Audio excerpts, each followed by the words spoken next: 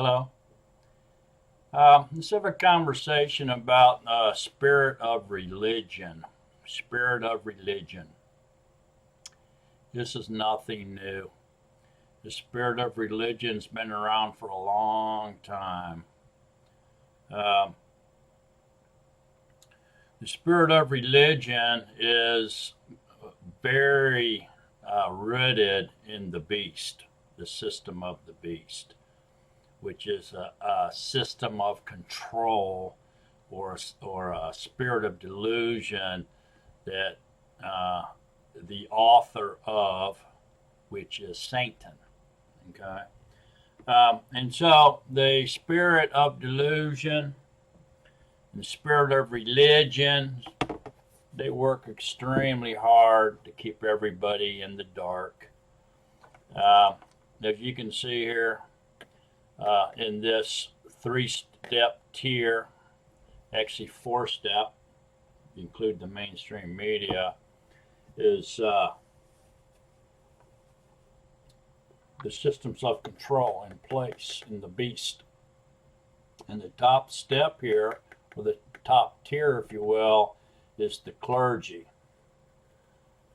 Okay, the green horse and the white horse are representative of the spirits of religion within this top tier.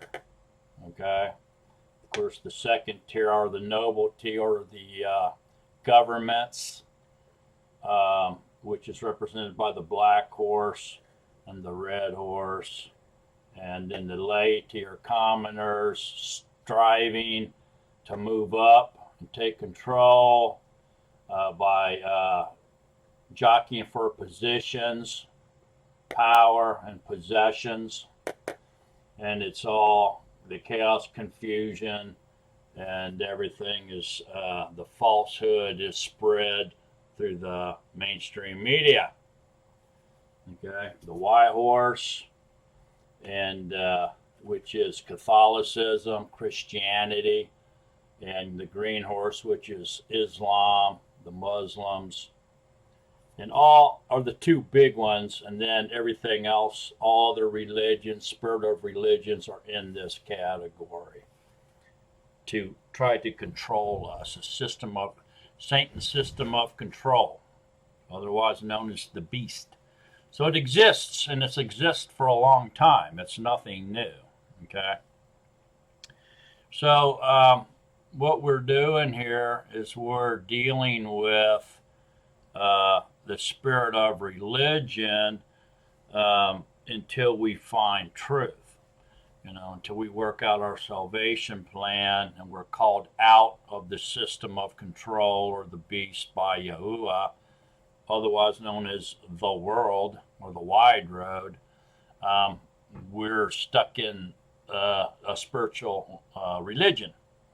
The spirit of religion has overtaken most people's lives. And it can be any sort of religion. It doesn't have to be Christianity or Catholicism or Islam. Okay, it can be voodoo, Hindu, Buddhist, atheist, Wiccans, all the coexistence stuff, anything really. I mean, creationism, evolutionists, humanism, all of that is controlled by the spirit of religion. And it's a very hard spirit to get off of you. And most of us are saturated with the spirit of religion from an early age. And we become programmed and controlled through religion, traditions, and men's teachings, which is based on falsehood and deceit, fairy tales and fables and myths, and become so saturated in it that we just don't realize that we have a spirit of religion on us or in us, controlling us. So we have to come out of that. So we're going to go ahead and yield to scriptures and try to get a better understanding of this. And of what it is, that it's real, and we'll try to figure out how to identify a spirit of religion and its characteristics and the effects it has upon us. And maybe we can try to figure out some kind of strategy to counter the attack or the control of a religious spirit. All right. And first thing, right off Jump Street, I would like to say is that Yahuwah has no religion. There is no religion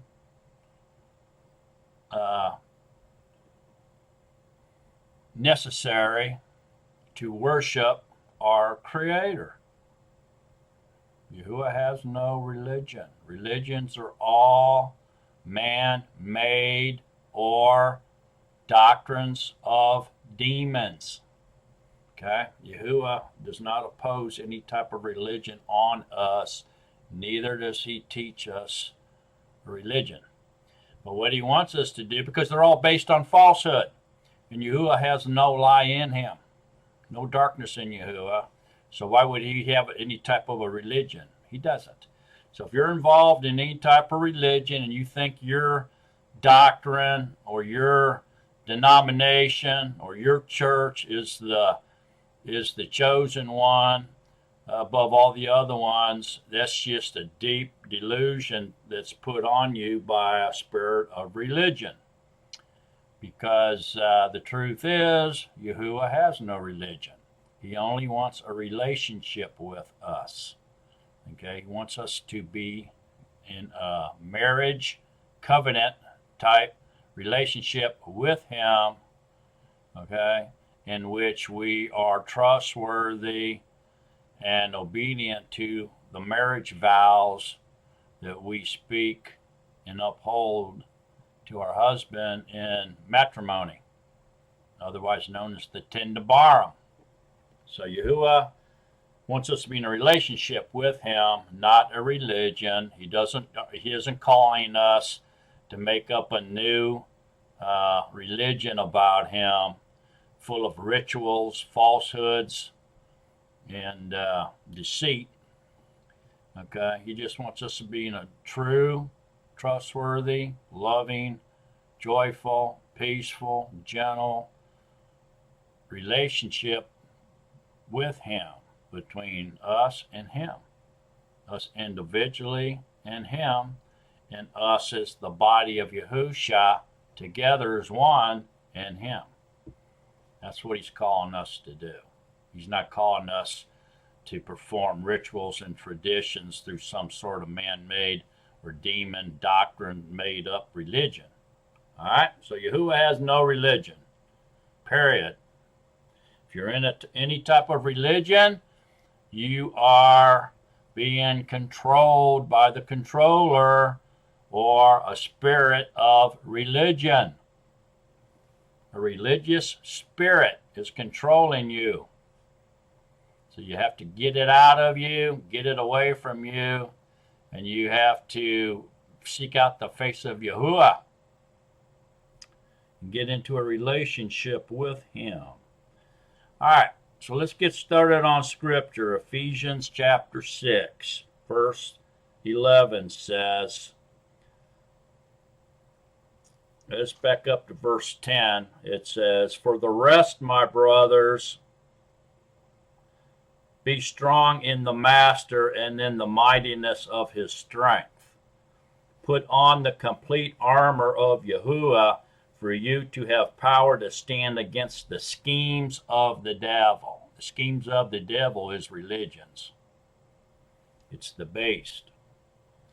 "But we do not wrestle against flesh and blood, but against principalities, against authorities, against the world rulers of the darkness of this age, against Ruach-like entities of wickedness in the heavenlies."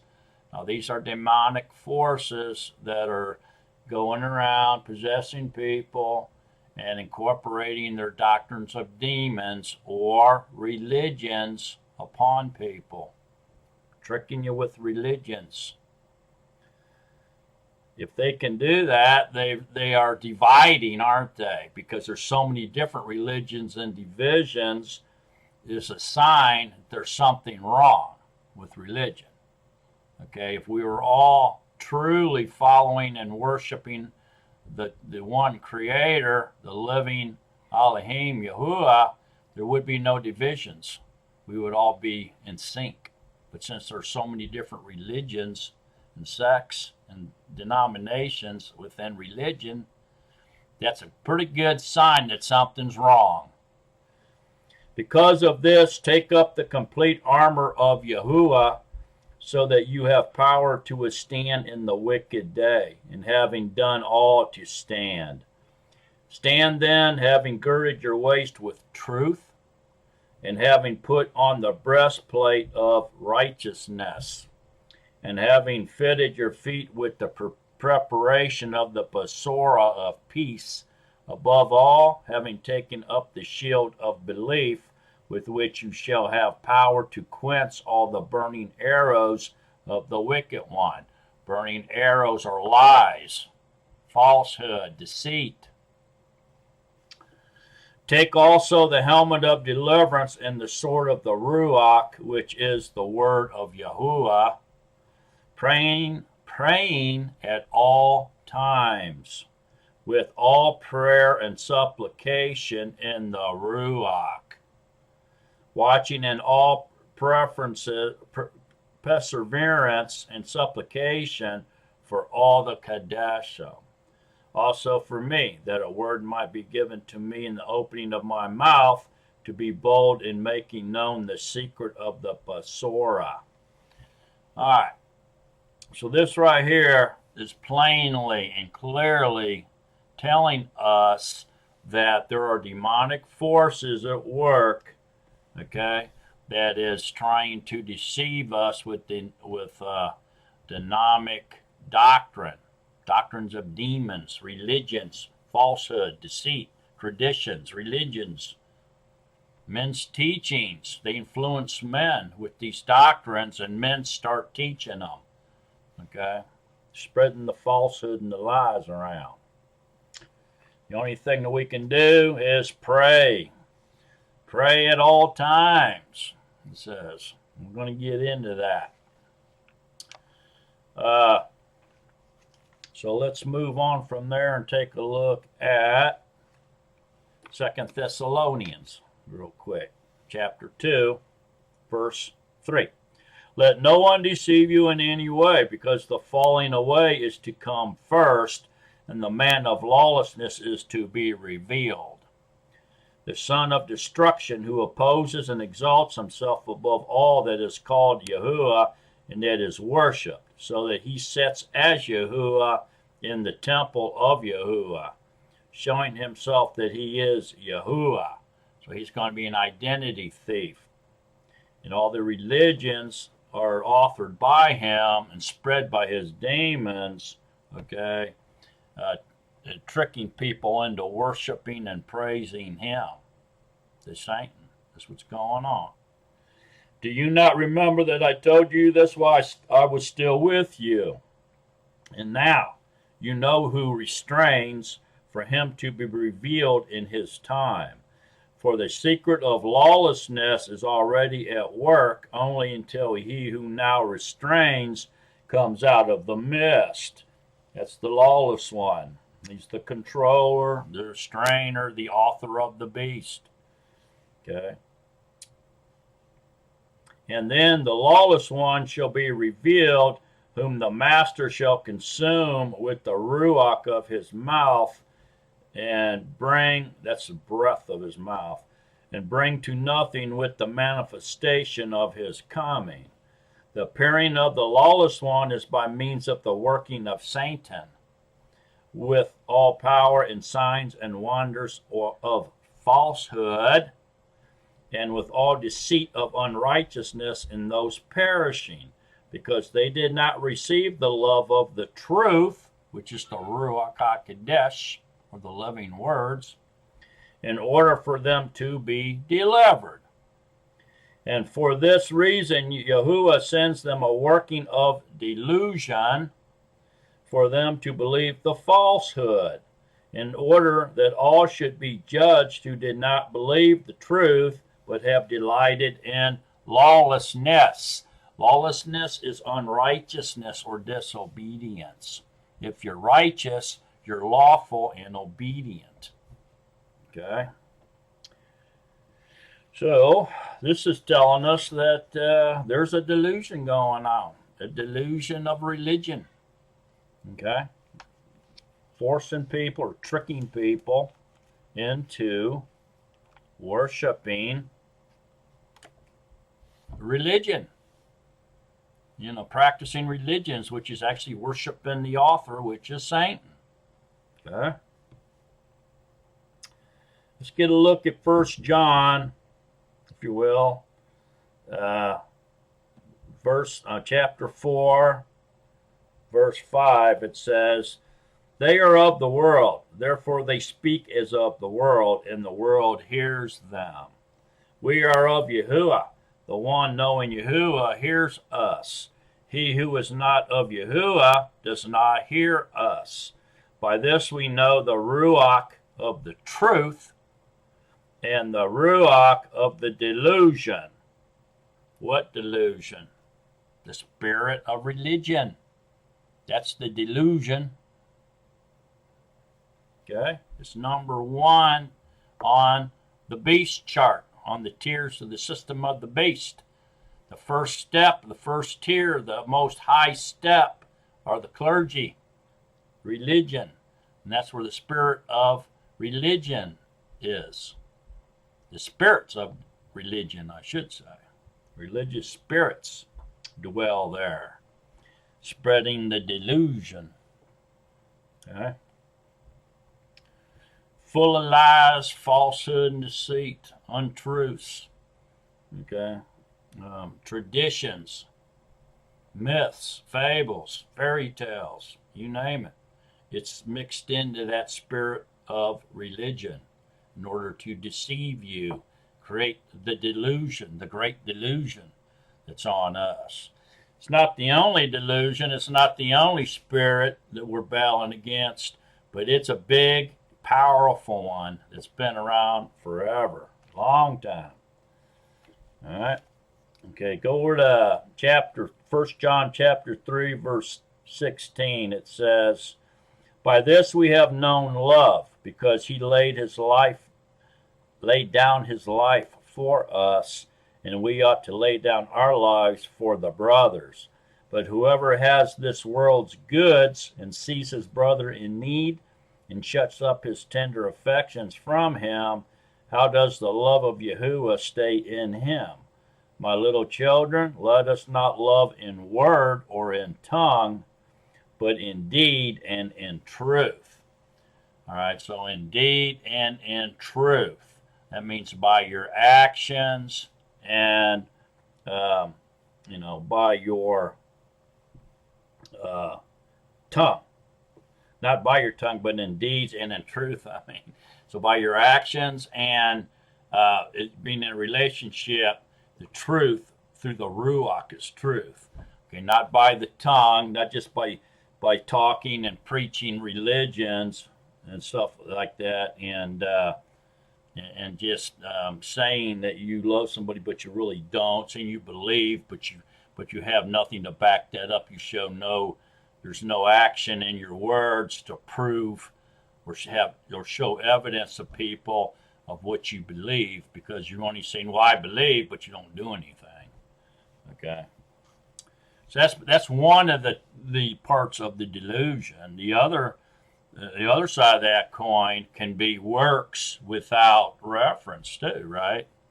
So you're running around doing things in order to try to buy your way into the reign of Yahuwah by giving people food or giving them clothes and doing this and that, not necessarily out of love, but out of a deception that you think that you can buy your way in, or or even buy the Ruach. Some people think they can purchase the Ruach by helping out the poor and other things.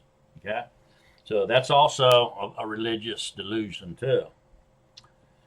All right, so let's go over to we'll go over to Malachi 4, Malachi 3 actually, 3:16 says, "Then shall those who fear Yahuwah speak to one another, and Yahuwah listen and hear, and a book of remembrance be written before him of those who fear Yahuwah and those who think upon his name. And they shall be mine, said Yahuwah Sabaoth, on the day that I prepare a treasured possession. And I shall spare them as a man spares his own son who serves him. Then you shall again see the difference between the righteous and the wrong, between one who serves Yahuwah and one who does not serve him."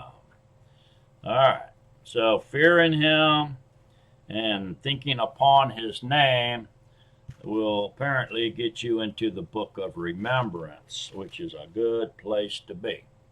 And these two actions, by fearing him and thinking upon his name, okay, these two actions are the difference or the evidence that proves or shows the difference between the righteous and the wrong, one who serves him and one who does not serve him.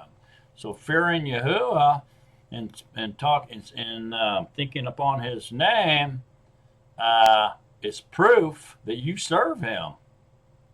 You're going to, and that'll put you into the book of remembrance. There's no religion on that. You see any religion there? No. You're fearing Yahuwah. Okay, so you're obeying him because you know he's real.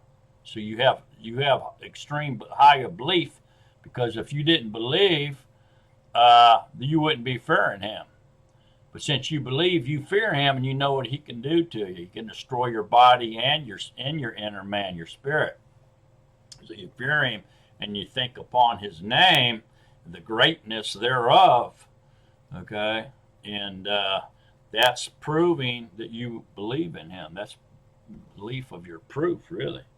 Think about it. There's no religion there. You're not doing anything to try to earn salvation or trying to do anything to please him. You're just fearing him and obeying him out of your belief, and you're thinking upon his name because you love him so much. Amen.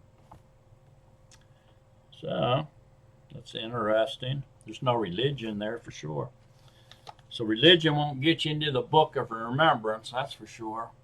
All right, so let's go to Psalms 51:15. Says, "Yahuwah, open my lips, and that my mouth declare your praise. For you do not desire slaughtering, or I would give it. You do not delight in burnt offering. The slaughterings of Elohim are a broken ruach, a heart broken and crushed. Elohim, these you do despise." All right, so what is that saying? Yahuwah, open my lips, and that my mouth declare your praise. Okay, so that's praising him, worshiping him with your mouth, right? For you do not desire slaughterings, or I would give it. So he doesn't care about slaughterings. You do not delight in burnt offerings.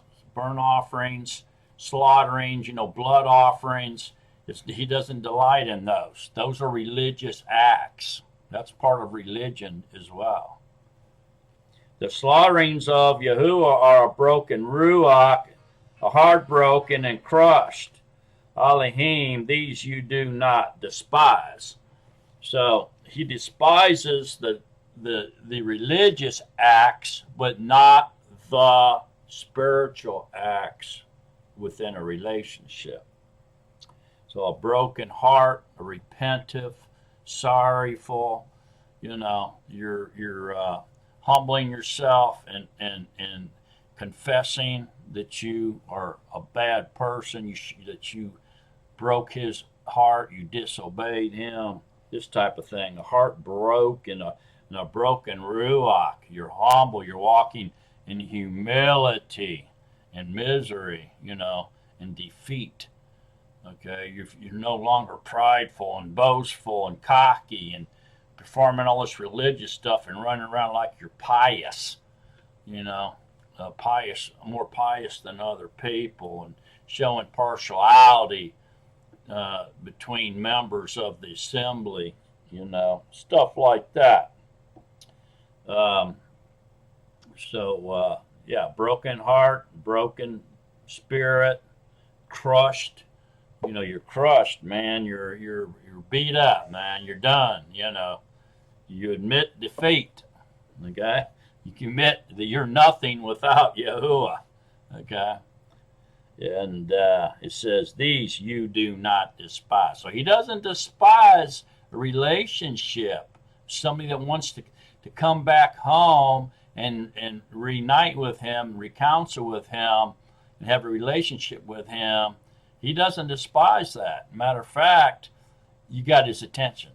If you're doing religious acts, ceremonies, rituals, works, trying to gain something from these false religious acts, then you're not getting his attention at all. Matter of fact, he despises them.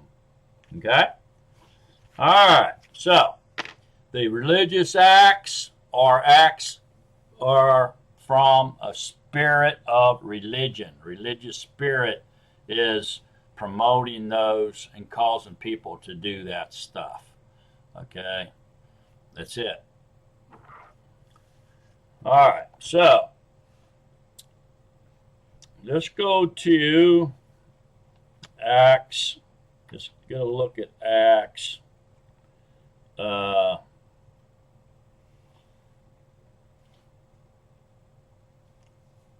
I guess Acts 3.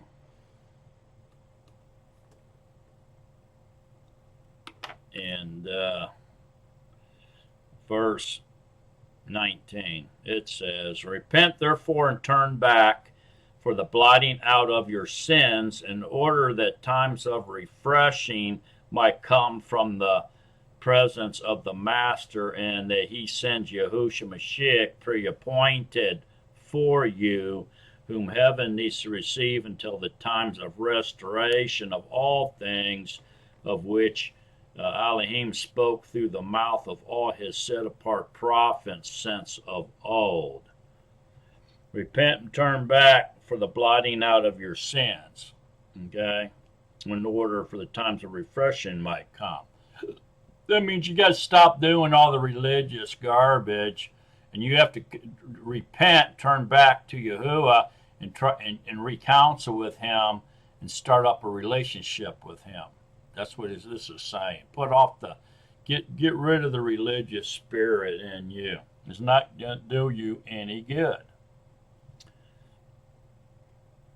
For Moses truly said to the fathers, Yahuwah your Elohim shall raise up for you a prophet like me from your brothers.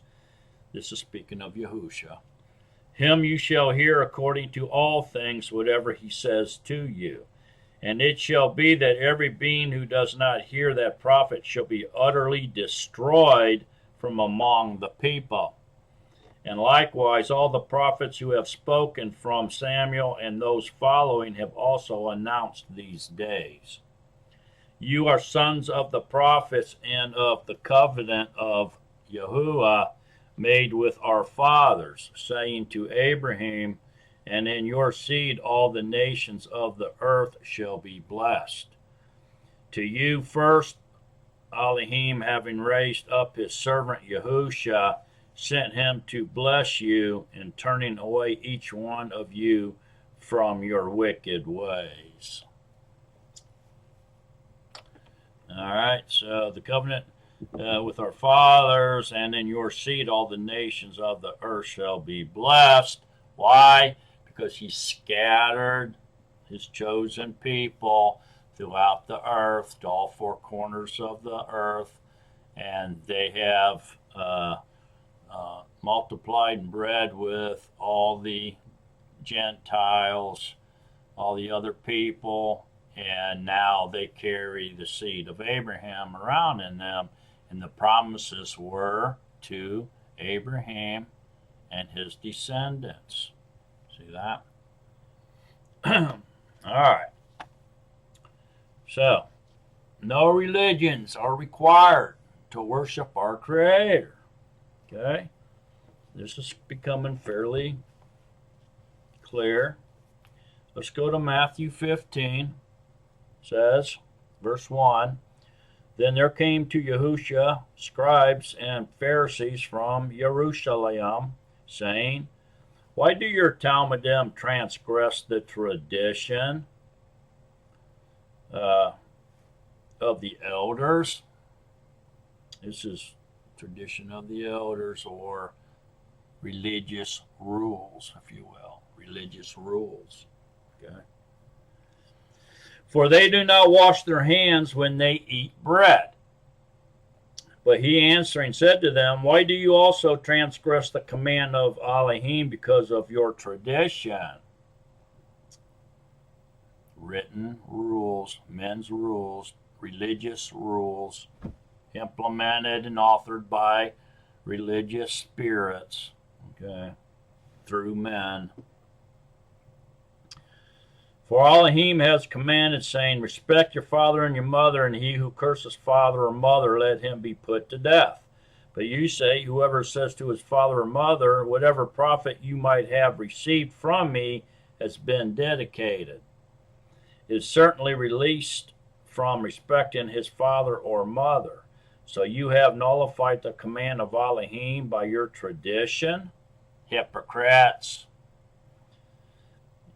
Yashayahu rightly prophesied about you, saying, This people draw near to me with their mouth and respect me with their lips, but their heart is far from me. But in vain they do worship me, teaching the commands of men. So they're in vain. They're worshiping him with the traditions of men, doctrine of demons. Ain't going to do no good. Yahuwah does not desire religious acts or rules made up. And calling the throng near, he said to them, Hear and understand. Not that which goes into the mouth defiles the man. So if you eat without washing your hands and germs are going in your mouth, that doesn't defile you. As far as salvation goes, deliverance, okay? But that which comes out of the mouth, this defiles the man, so it comes out of your heart, not your mouth. Then his Talmud came and said to him, Do you know that the Pharisees stumbled when they heard this word? So they didn't get it. But he answering said, Every plant which my heavenly Father has not planted shall be uprooted. So Yahuwah is in control, okay, of who he calls, who comes into the reign of Yahuwah and who does not. Okay. Even if you think you're in there, or we think somebody's in there by their actions and how much they kiss up to you, you know, they've come in there and you're tight with them and you think they're your buddies and you guys together think you better than anybody else, and you start showing partiality between members and everything. You know, it said, you know, the Father has not planted that, so it shall be uprooted. So if Yahuwah is not in it, it's going to get uprooted. Okay, you can live your fantasy all you want. He's going to uproot you. Okay, you will be exposed in the end. Okay? Leave them alone. They are blind leaders of the blind. Now leave them alone. You're just blind leaders of the blind. Yahuwah's going to uproot them in the end. Let them go around thinking they're more pious than anybody else. Big cheese. Okay? Let them think they're big fish in a small pond. You know, leave them alone. Just blind leading the blind. And if the blind leads the blind, both shall fall into a ditch. And Kepha answering said to him, explain this parable to us. And Yahusha said, are you also still without understanding? Do you not understand that whatever enters into the mouth goes into the stomach and is cast out in the sewer? She's still saying, you don't understand. That law, that religious law of washing your hands before you eat is not going to send you to the lake of fire. Okay? It's not going to do nothing, really. If you don't wash and you eat, it's going to go in your stomach and come out as waste anyway. Okay? So it's not going to hurt you. That's what he's saying. It's definitely ain't going to send you to the lake of fire.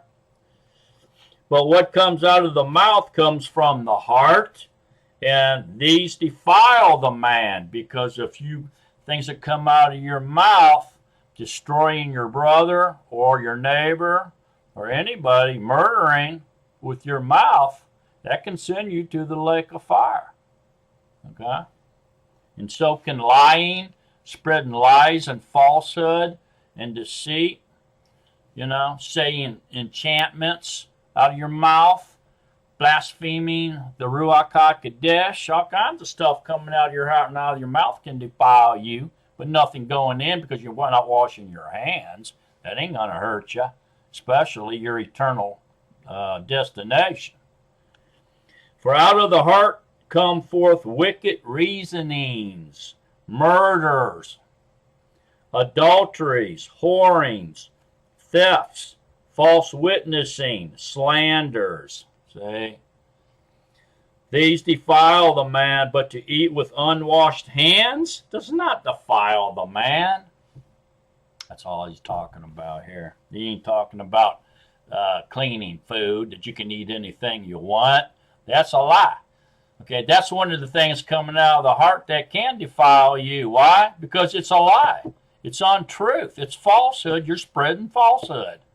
Okay? That's what you're doing when you twist the scriptures and tell people that it means something that it doesn't mean. He wasn't saying that at all. In no way, shape, or form was Yahusha saying that you could go and eat unclean food or unclean animals for food. He wasn't saying that at all. He was saying that if you don't wash your hands before you eat, it's not going to send you to the lake of fire. Okay? But what comes from your heart out of your mouth, such as wicked reasonings, murderers, murdering your brother with your tongue, adulteries, whorings, thefts, false witnessing, slanders, gossip, filthy mouth. This is the kind of stuff that can defile you and send you to the lake of fire. That's what he's talking about, folks. He ain't talking about go eat whatever you want to. These folks here that he was speaking to had not one single issue, problem, knowing what clean and unclean food were. He wasn't telling them you're allowed to go eat unclean food. That's a lie. And that's one of the things that can defile a man. It's what comes from his heart and out of his mouth. Falsehood. Falsehood, falsehood, falsehood. That's all that is. So, okay, let's go to Romans 8. Romans 8. Very interesting here. Romans 8. There is then now no condemnation to those who are in Mashiach Yahusha, who do not walk according to the flesh, but according to the Spirit. So if you're walking according to the Spirit and truth, you're not walking in a religion of any sorts, because you can't be if you're walking in the Ruach, because the Ruach is truth. Ruach is truth. He's not a religion, okay, or falsehood, which all religions are based on. You look up any religion you want, and it's going to have a lie in it, a falsehood, a myth, a fable, a fairy tale in it, because it's not of Yahuwah. It's of the devil. Doctrine of demons put into men's minds, come out of their mouth as men's teachings. They're teaching falsehood that was authored by the demons and Satan. That's what religion is. For the Torah of the Spirit of the life in Mashiach Yahusha has set me free from the law of sin and death.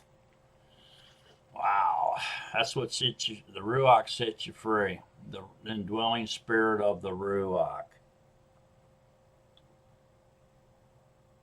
Ruach of life in Mashiach sets you free.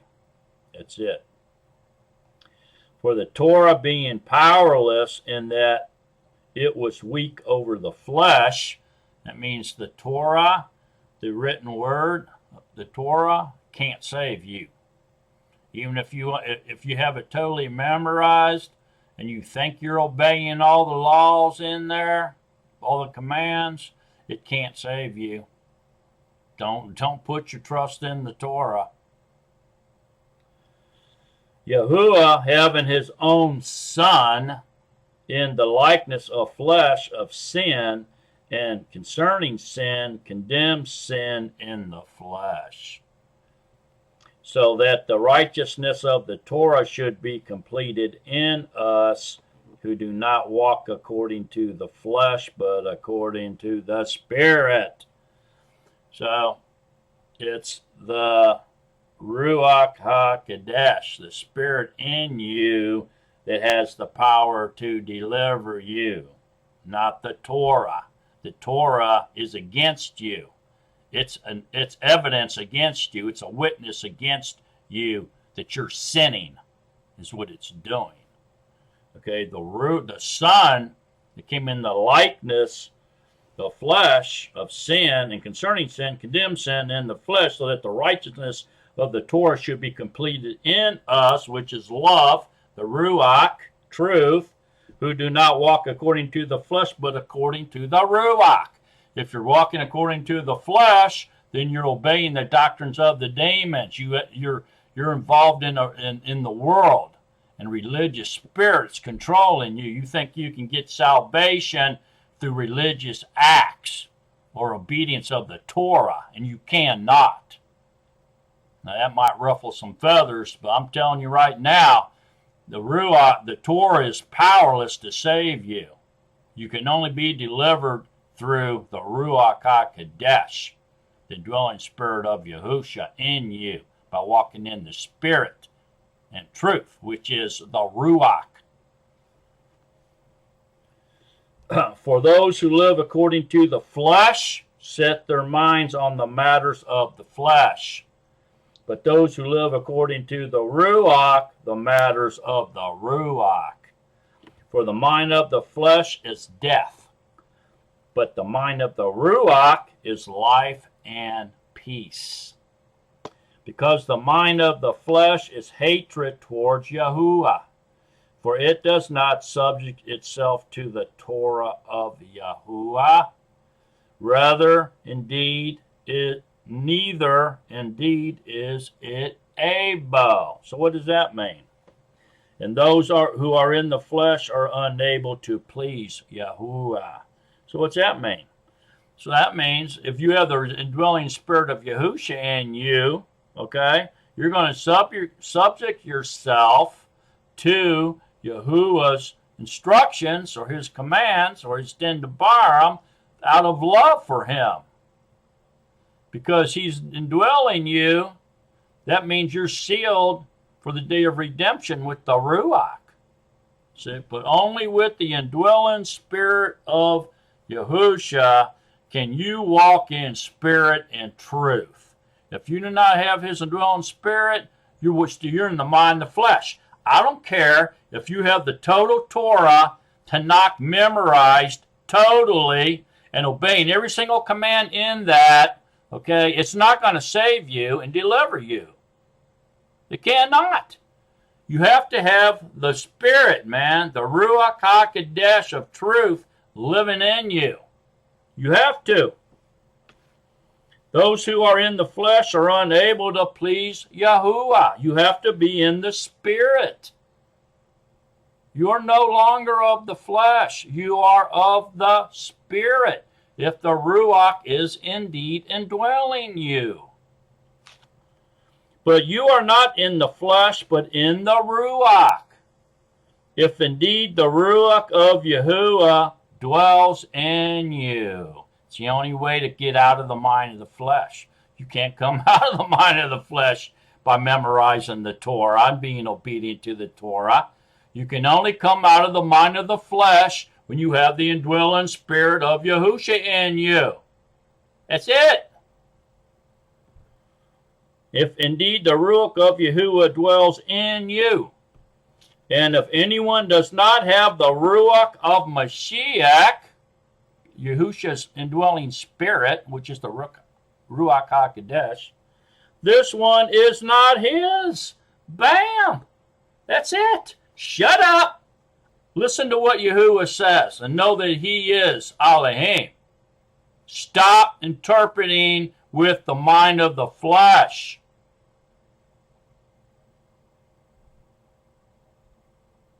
You have to have the indwelling spirit of Yahusha in you to be his. You cannot be delivered through the mind of the flesh. It's clear as a bell. Now, you read it a million times until you get it, okay? Because if you think that you can just stay in the mind of the flesh, memorize the entire Tanakh and the Nazarene writings, and obey all the commands in there, okay, and be delivered, you're fooling yourself. You are seriously fooling yourself. You have to have the indwelling spirit of Yahusha in you. You have to. You don't have to memorize the Torah. You have to have the indwelling spirit of Yahusha in you. If you don't believe me, you better get to reading. That's all I got to say about it. And the Mashiach is in you. The body is truly dead, the mind of the flesh, on account of sin. But the Ruach is life on account of righteousness. On account of what righteousness? His righteousness in us. His indwelling Ruach. The spirit of truth. That's what makes us righteous. If he's not in you, you ain't no way you can be righteous on your own. You're definitely deceiving yourself if you think otherwise. And if the Ruach of him who raised Yahusha from the dead dwells in you, he who raised Mashiach from the dead shall also give life to your mortal bodies through his Ruach dwelling in you. So then, brothers, we are not debtors to the flesh to live according to the flesh. For if you live according to the flesh, you are going to die. But if by the Ruach you put to death the deeds of the body, you shall live. The deeds of the body you shall live. For as many are as led by the Ruach of Yahuwah, these are sons of Yahuwah. For you did not receive the Ruach of bondage again to fear, but you received the Ruach of adoption, by whom we cry out, Abba, Father.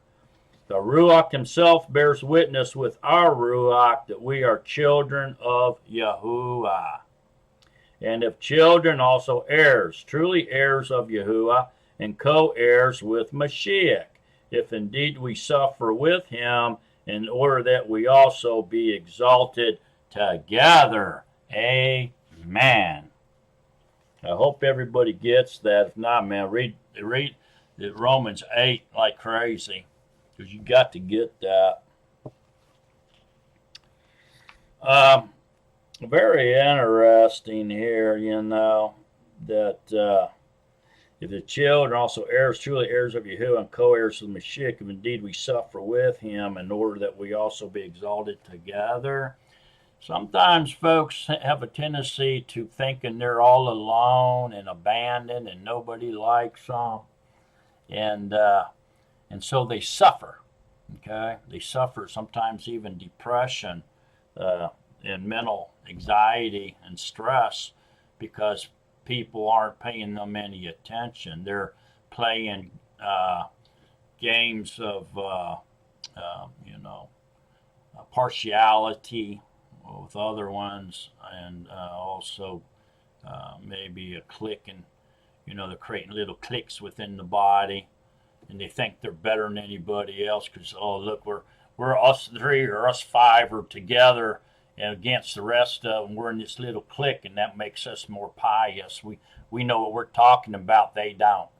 We all three or four agree, and they don't. So we're more pious, and they create little cliques, and by doing so, they hurt the feelings of other body members, so forth and so on. Well, I got news for you, folks.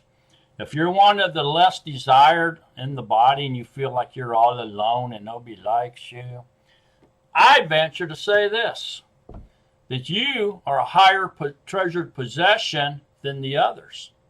Because the ones that are more lowly and more seamless is the lesser member of the body. Okay, the ones everybody else kind of ignores and shuns because they think they're better than them. You, my friends, are on the top shelf of the treasured possessions.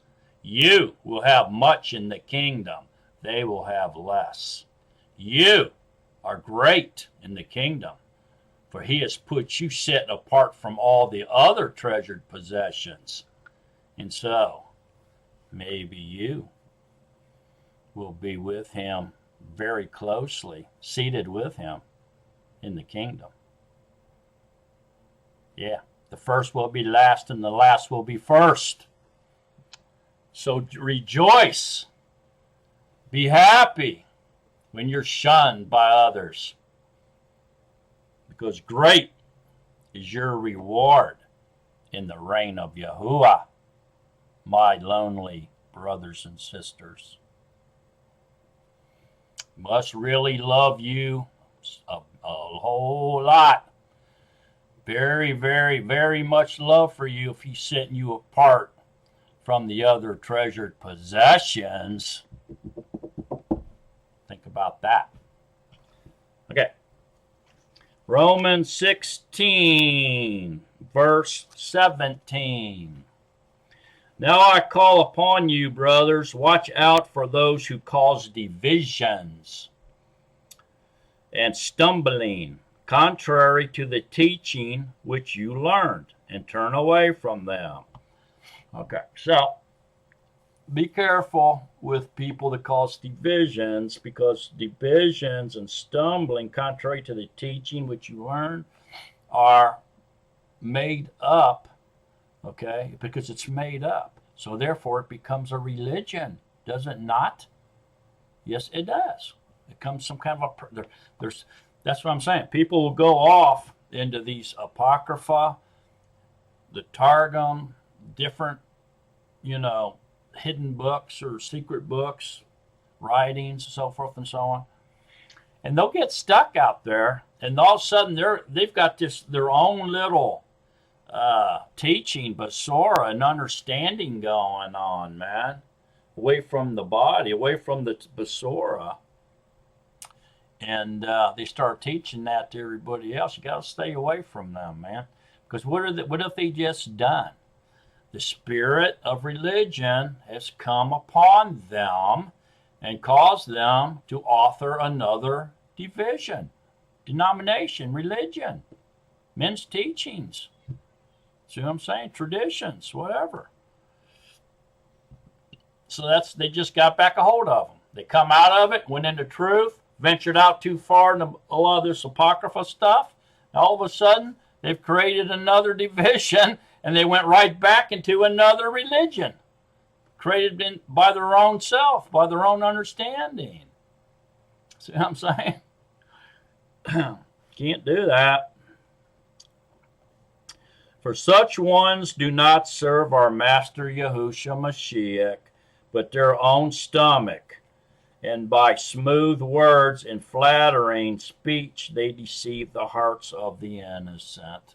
So sad, very sad. Your obedience indeed is reported to all. Therefore I rejoice concerning you, which I wish you to be wise indeed as to the good, and simple toward the evil. And the Yahuwah of peace shall crush Satan under your feet shortly. The favor of our Master Yahushua Mashiach be with you all.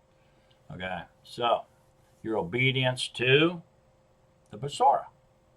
Okay, to the message that you first heard, the truth. Okay, and the obedience to, once you enter into the covenant of love, which is a marriage covenant, and you're taking those vows of matrimony with your husband Yahuwah, okay, and you're obedient to him, okay, through those marriage vows, clinging to your husband, okay, and forgetting about all the other people, all the other religions and traditions and men's teachings, and you're staying away from all that, and you're clinging to your husband and your marriage vows, the 10 debarim with him, and you're obeying out of love, trust, truth, peace, joy, happiness, gentleness, okay, stuff like that. So this is a relationship now, not a religion. So we stay away from all the religions. Don't go out there. Forsake them. So it's like the marriage vows we humans take. Forsake all, ALL, others, and cling to your spouse, right? Same thing. Forsake all others, all the other teachings, all the other religions, all the other traditions, idols, all that stuff, and cling to your husband, Yahuwah, forsaking all others. See that? Same thing, really. Still have quite a bit I really want to go over on this because, folks, this is an extremely important subject matter here, because in these latter days, these perilous times that we are entering, it's going to become extremely vital to discern between the spirits, the spirit of truth and the spirit of delusion. Okay, it's going to become vitally important that you're going to be able to do that. I would earnestly pray for spiritual Uruk-like gifts to be given in order to discern, especially discernment between the spirits. Because it's going to get ugly, there's no doubt about it, and we need to be able to do that.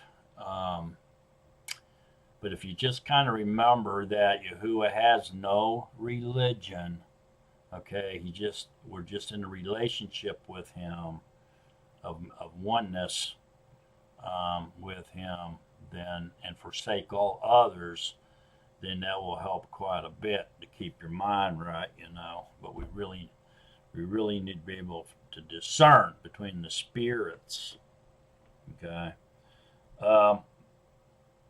And it's going to be really vitally important to be able to do so, because Scripture says that if possible, even the very elect would be deceived. So it's going to be strong. The religious spirit, the spirit of delusion, is going to be extremely potent. It already is. It controls the whole world, is deceived by it now. I mean, look at all the religions, man. The Hindus, the Boodoos, the Voodoos, the Wiccans, the Christians, Catholics, Islam. I mean, on and on and on. It's just insane. How strong that spirit of religion is. All right? Now, Orthodox Judaism is the same thing. It's a spirit of religion. And it's even rebirthing itself. They're even talking about rebuilding the temple on the Temple Mount and starting up burnt offerings and blood offerings, redoing the animal sacrifice and stuff, So it's starting to rebirth itself. And so is the Holy Roman Empire. It's starting to it has rebirthed itself, actually. It's among us now. That's a sort of a religion too. Especially when you realize what they've done with the Noahic laws that they've got on the books. So I'll be right back, and we'll finish with this critical lesson shortly.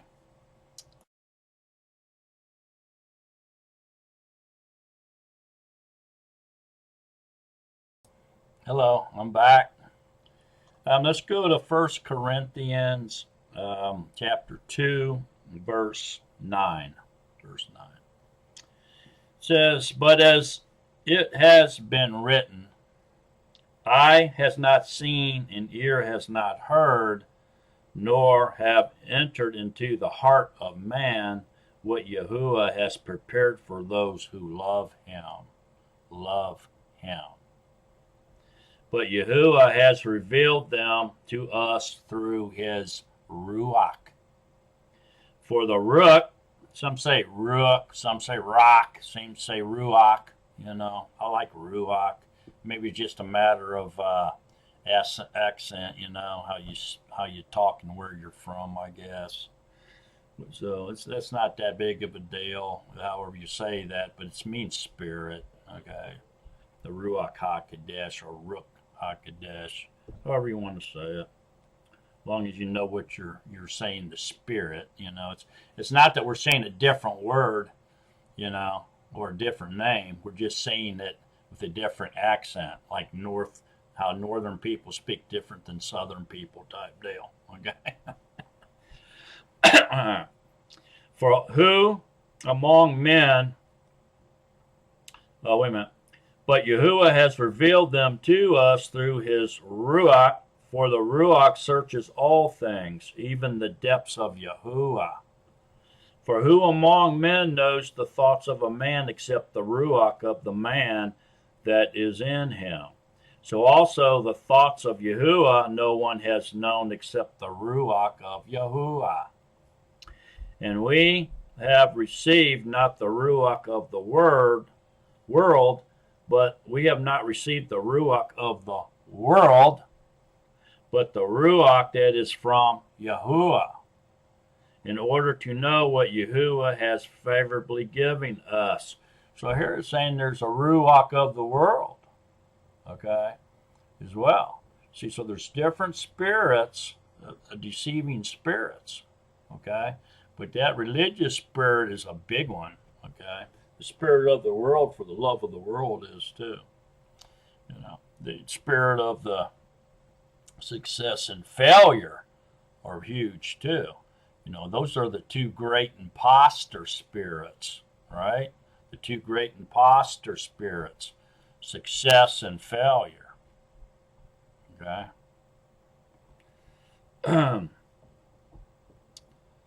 Yahuwah, in order to know what Yahuwah has favorably given us, which we also speak, not in words which man's wisdom teaches, but which the Ruach HaKodesh teaches, comparing Ruach-like things with the Ruach-like things.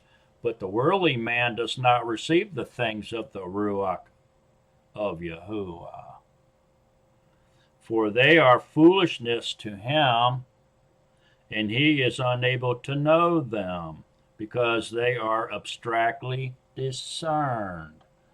See, so when you're being controlled by the spirit of the world, okay, you're unable to understand the things of the spirit of Yahuwah, which is the Ruach HaKodesh. Because to people that are under control or obsessed with the spirit of the world, spiritual matters are foolishness. Why? Because they desire carbon things, possessions, power, positions, religions, traditions. They like all that crazy, all the worldly stuff. All right, that's why they don't see any value in the spiritual like things. See, to them, there's no value there. They're seeing everything in a literal carbonated sense, if you will. But he who is Ruach-like discerns indeed all things. So you can discern between all things, even the different spirits going around in the world, okay? If you have the Ruach, who is Ruach like? If you're a spiritual-like creature, okay? Discerns indeed all things, but he himself is discerned by no one. So no one can discern you because you're in the mind of the Ruach, which is Yahusha's mind. See that? For who has known the mind of Yahuwah? Who shall instruct him? But we have the mind of Mashiach. See that? That's what that's meaning. So he who is Ruach like discerns indeed all things. So you can discern between good and evil of all things, man. Whether it be worldly or spiritual or good or evil, and all the different spirits, okay? Indeed all things, but he himself is discerned by no one.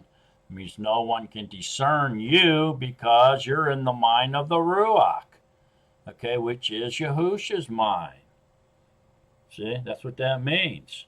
For who has known the mind of Yahuwah? See? Who shall instruct him?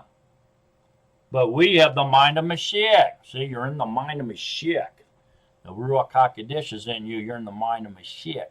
Who can discern Mashiach's mind? Who knows the mind of Yahuwah? Nobody.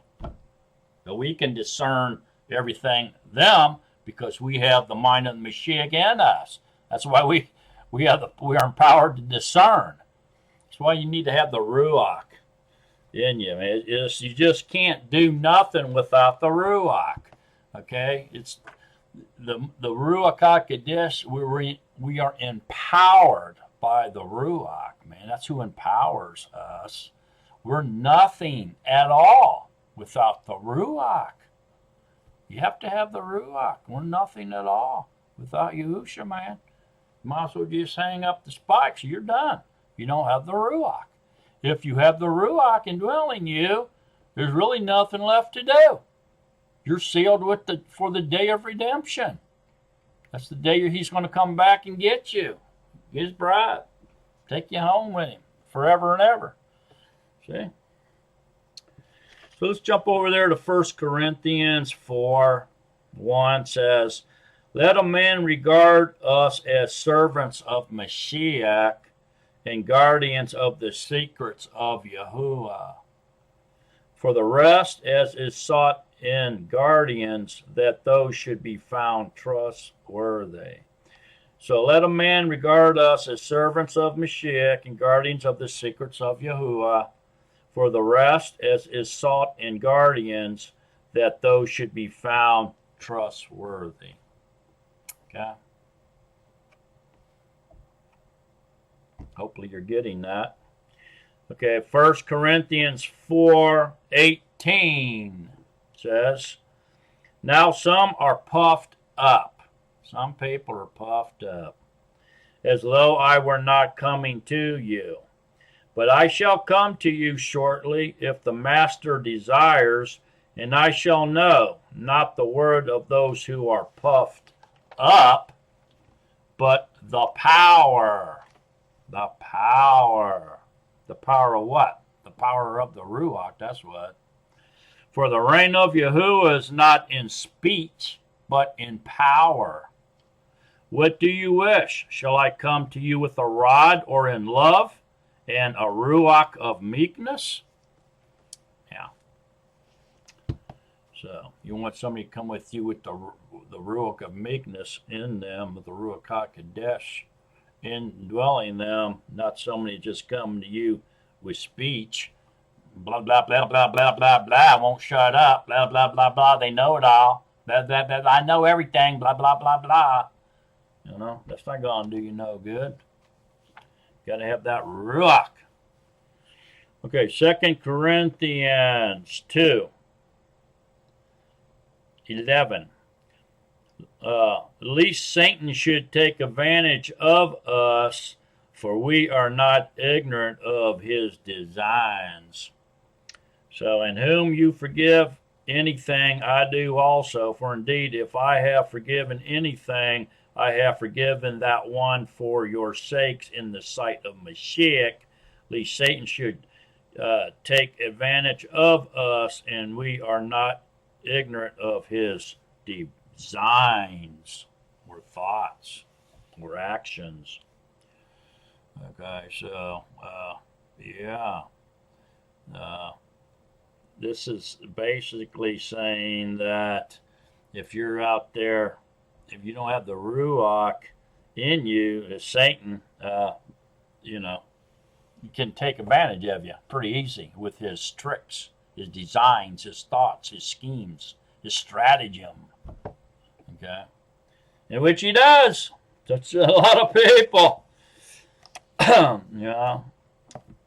Thing of it is the a lot of the different translations, okay, have been twisted and turned and changed with devices and stratagem and substitute names and so forth and so on to fool people into following after religious sects, you know, the spirit of religion and deception, instead of understanding who and what they're in a relationship with, which is Yahuwah, your creator, your deliverer, your judge, okay, the great I am.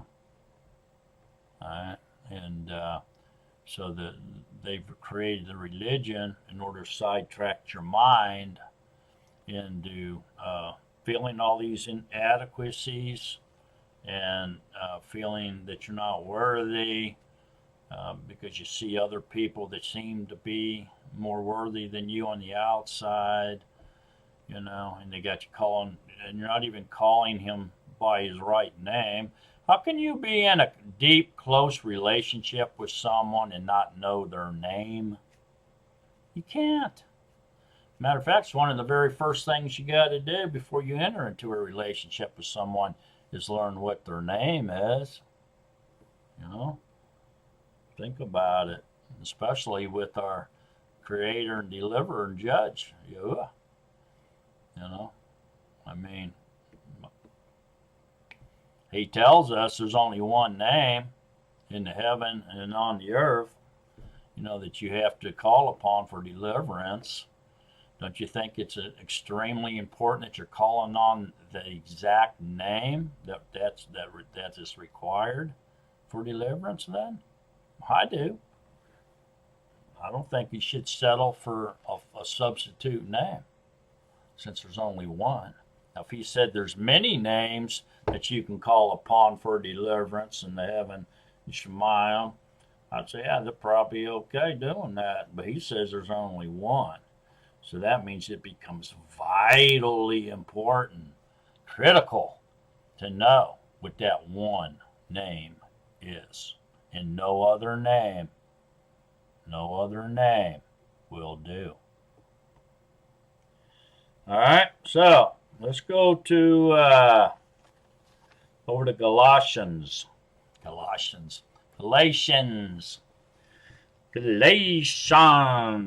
chapter 3 says, O senseless Galatians,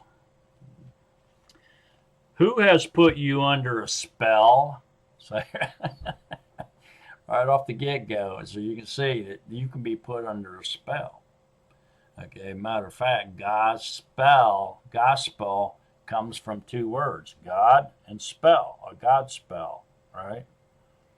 And so you're being put under a spell of religion, under a false name. DOD is a name, proper noun or proper name is applied to nomadic or the Norsemen tribes and their mighty one who they were calling on their idol. Okay, and now all of a sudden we're calling the true creator by that name? No, don't do it. Don't do it. You're under a spell if you do. You're under the spell of a religious spirit or a spirit of religion that's come upon you. You're under that spell. You're under a delusion. Who has put you under a spell not to obey the truth, before whose eyes Yahushua Mashiach was clearly portrayed among you as staked? shall not obey the truth. This only I wish to learn from you. Did you receive the Ruach by works of Torah, or by the hearing of belief? That's a good question. If you do have the Ruach in you, and you are his, if you do not, you are not his. How did you receive the Ruach? By works of the Torah, or by the hearing of belief? Boy, that's a good question. Let's find the answer out to that bad boy. Are you so senseless? Yeah. Senseless? Uh-oh, he's getting down on somebody. Are you so senseless? What's wrong with your mind, boy? Having begun in the Ruach, do you now end in the flesh? Have you suffered so much in vain, if indeed in vain? Is he then who is supplying the Ruach to you and working miracles among you, doing it by works of Torah, or by hearing of belief? The Ruach HaKadosh indwelling you. That's huge. Even so, Abraham did believe Yahuwah, and it was reckoned to him as righteousness. Wow. Know then that those who are of belief are sons of Abraham. And the scripture, having foreseen that Yahuwah would declare right the nations by belief, announced the Besorah to Abraham beforehand, saying, all the nations shall be blessed in you. And that those who are of belief are blessed with Abraham, the believer. The believer.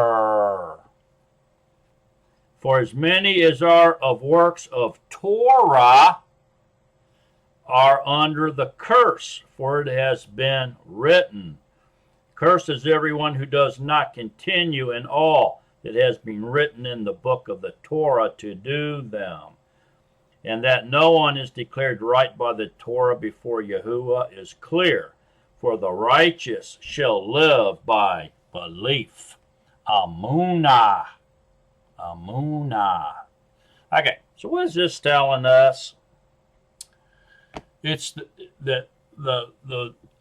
if you are trying to gain salvation by works of the Torah, which here Paul to the Galatians is speaking of adult male circumcision, which is a rule of religions, right? But it's also was a covenant rule, okay, or command by Yahuwah that all Abraham's descendants or seed would be circumcised on the 8th day, which would give them, they would enter the land covenant, would give them, make them heirs of the promised land, right? But if you think that working the Torah of circumcision is going to save you, and then obeying all the Torah in itself going to save you, then you're not going to be delivered, because deliverance, salvation comes through belief, through the justification of your belief in what Yahusha did. Okay, Yahusha's righteousness, what he did through his blood sacrifice once and for all, permanently. That's where it's coming from. For as many as are of works of Torah are under the curse, for it has been written, cursed is everyone who does not continue in all. Okay, here's that big all word. All means all. It encompasses all. engulfs all. It's everything. There's nothing left out of that perimeter now. When it says all, it means all. That has been written in the book of the Torah to do them. Curses everyone who does not continue in all that has been written in the book of the Torah to do them. And that no one is declared right by the Torah before Yahuwah is clear. For the righteous shall live by belief. So you'll live, that means you're going to be delivered by your belief, not by the works of the Torah, because you can't do them. And it says all. Ain't just talking about the one little section of male circumcision, saying all. A-L-L means all. See what I'm saying? Does that mean you can go out and go wild and be lawless? No. That's not what I'm saying at all. See, that's why people get so mixed up, man. All of a sudden they get their dandruff up and their feathers get fluffed up and they're ready to pounce. Well, he's lying. You got to obey Torah. I didn't say that you're not going to obey Torah. I said if you obey all that's written in the Torah, you're not going to be delivered. Deliverance comes through your belief, not by works of the Torah. The Torah can only convict you of sinning. The Ruach HaKodesh is what delivers you by indwelling you.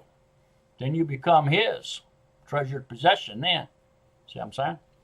And then, of course, once that happens, his righteousness in you makes you righteous, and then you will be obedient because you have been empowered by the Ruach to be obedient. You can't be obedient on your own. You're kidding yourself if you think you can. Who do you think you are? No one, and I mean no one, can keep the Torah on their own. You got to do it by the Ruach. He's who empowers us. Without Yahuwah, we're nothing at all. Love is Yahuwah. Yahuwah is love. And love is the completion of the Torah.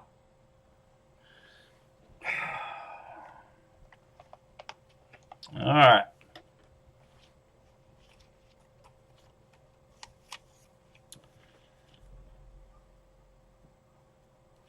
And the Torah is not of belief. And the Torah is not of belief. But the man who does them shall live by them. Mashiach redeemed us from the curse of the Torah, having become a curse for us, for it has been written, cursed is everyone who hangs upon a tree, in order that the blessing of Abraham might come upon the nations in Mashiach Yahusha to receive the promise of the Ruach, the promise of the Ruach, the gift of the Ruach HaKodesh, the promise of the Ruach through belief. Through belief. Not through male circumcision, not by burnt offerings, not by blood offerings, not by keeping every single word of the Torah, Tanakh, and the Nazarene writings, like you're good enough to do that. Yeah, right. Give me a break. It's by your belief. Your justification comes through your belief in Yahusha and what he did for you. It's all about Yahusha, HaMashiach, never about us and our righteousness. If it's about us and our righteousness, why'd the Messiah have to be staked? If it's about our righteousness and our ability to obey the Torah, why does the Mashiach why do he have to be staked then? See what I'm saying? No. All right. The Ruach empowers us. Okay, go to Ephesians 2:8.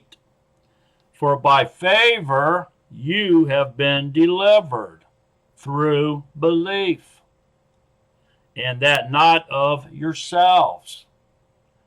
It is a gift of Yahuwah. It is not by works, so that no one should boast.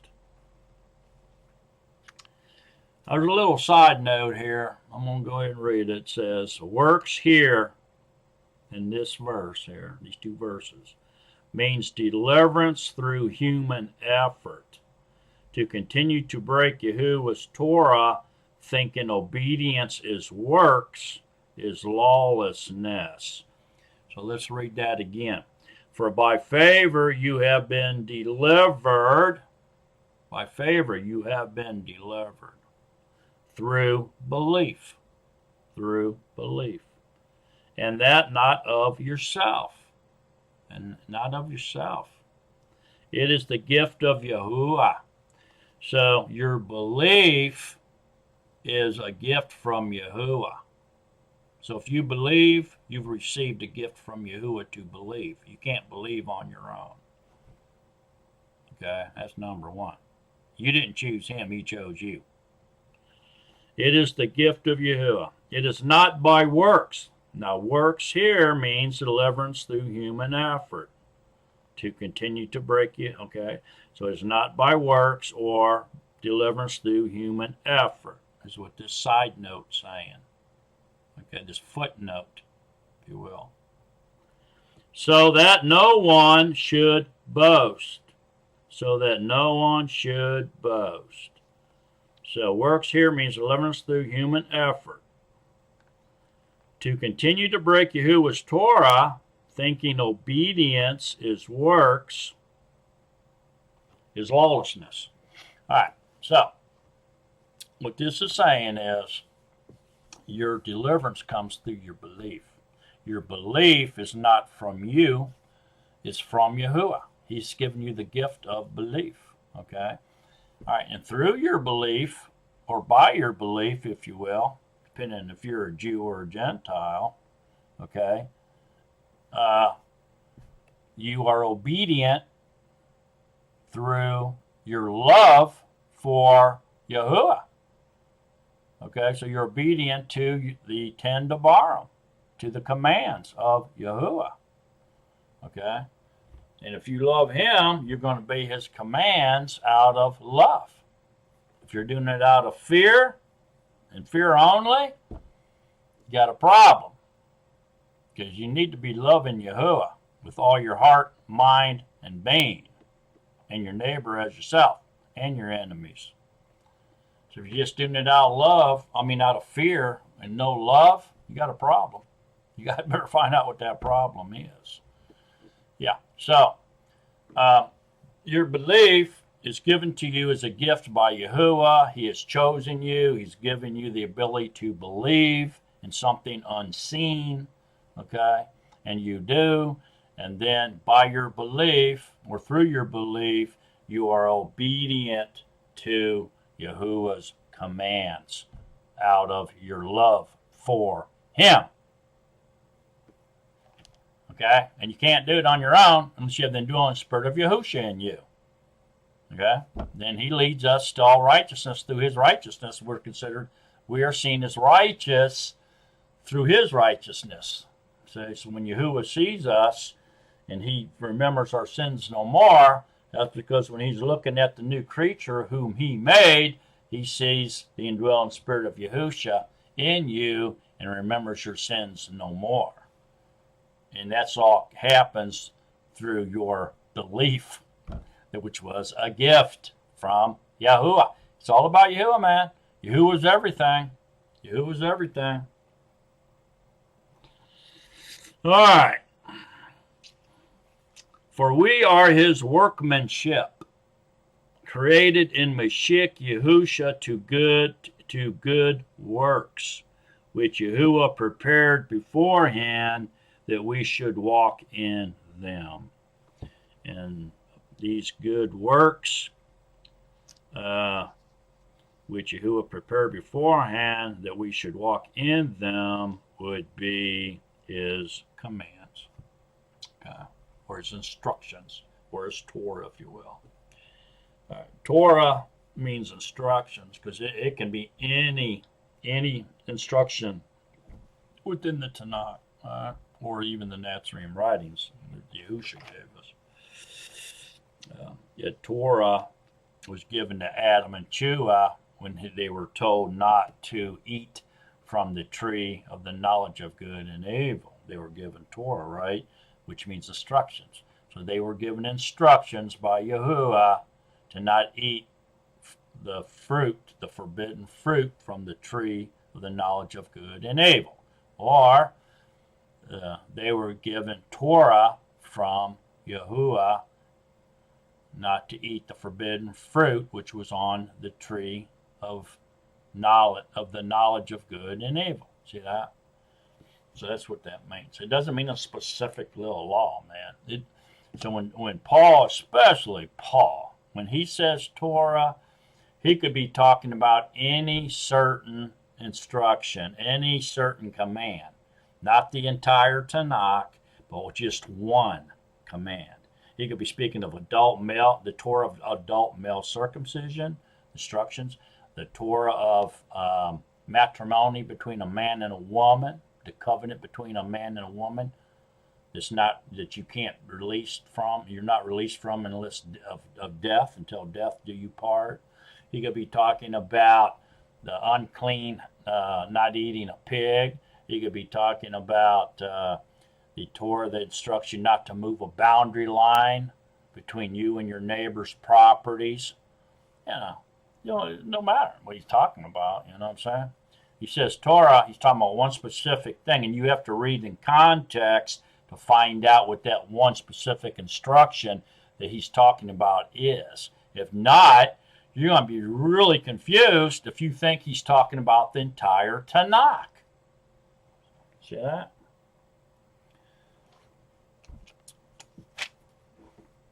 We only have that issue because we're from a different culture and we're speaking a different language, different customs and stuff. The Hebrew didn't have any trouble with, not as much trouble with Paul.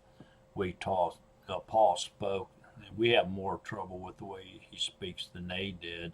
But even for them, it was a little bit confusing. Even Peter, Kepha, he even admitted that Paul's writings were hard. Some of them, not all of them, but just some of them were hard to understand. So he even had Peter scratching his head. What's he talking about here, man? And he was from the same culture as Paul was. So if he had problem understand what Paul was saying, you think we're not going to? Of course we're going to. So the only way to get around it is to understand that when they say Torah, when Paul says Torah, he's not speaking of the entire Tanakh. He's only speaking about one specific law, okay, or a set of instructions pertaining to something, and you have to read in context to figure out what that something is. It's definitely not the entire Torah, the Tanakh. I mean, every single Torah in there, every single instruction in there. He ain't talking about all of them. He's just talking about one specific one. And reading in context will help us figure out which one that is. So let's go to Ephesians 4. It says,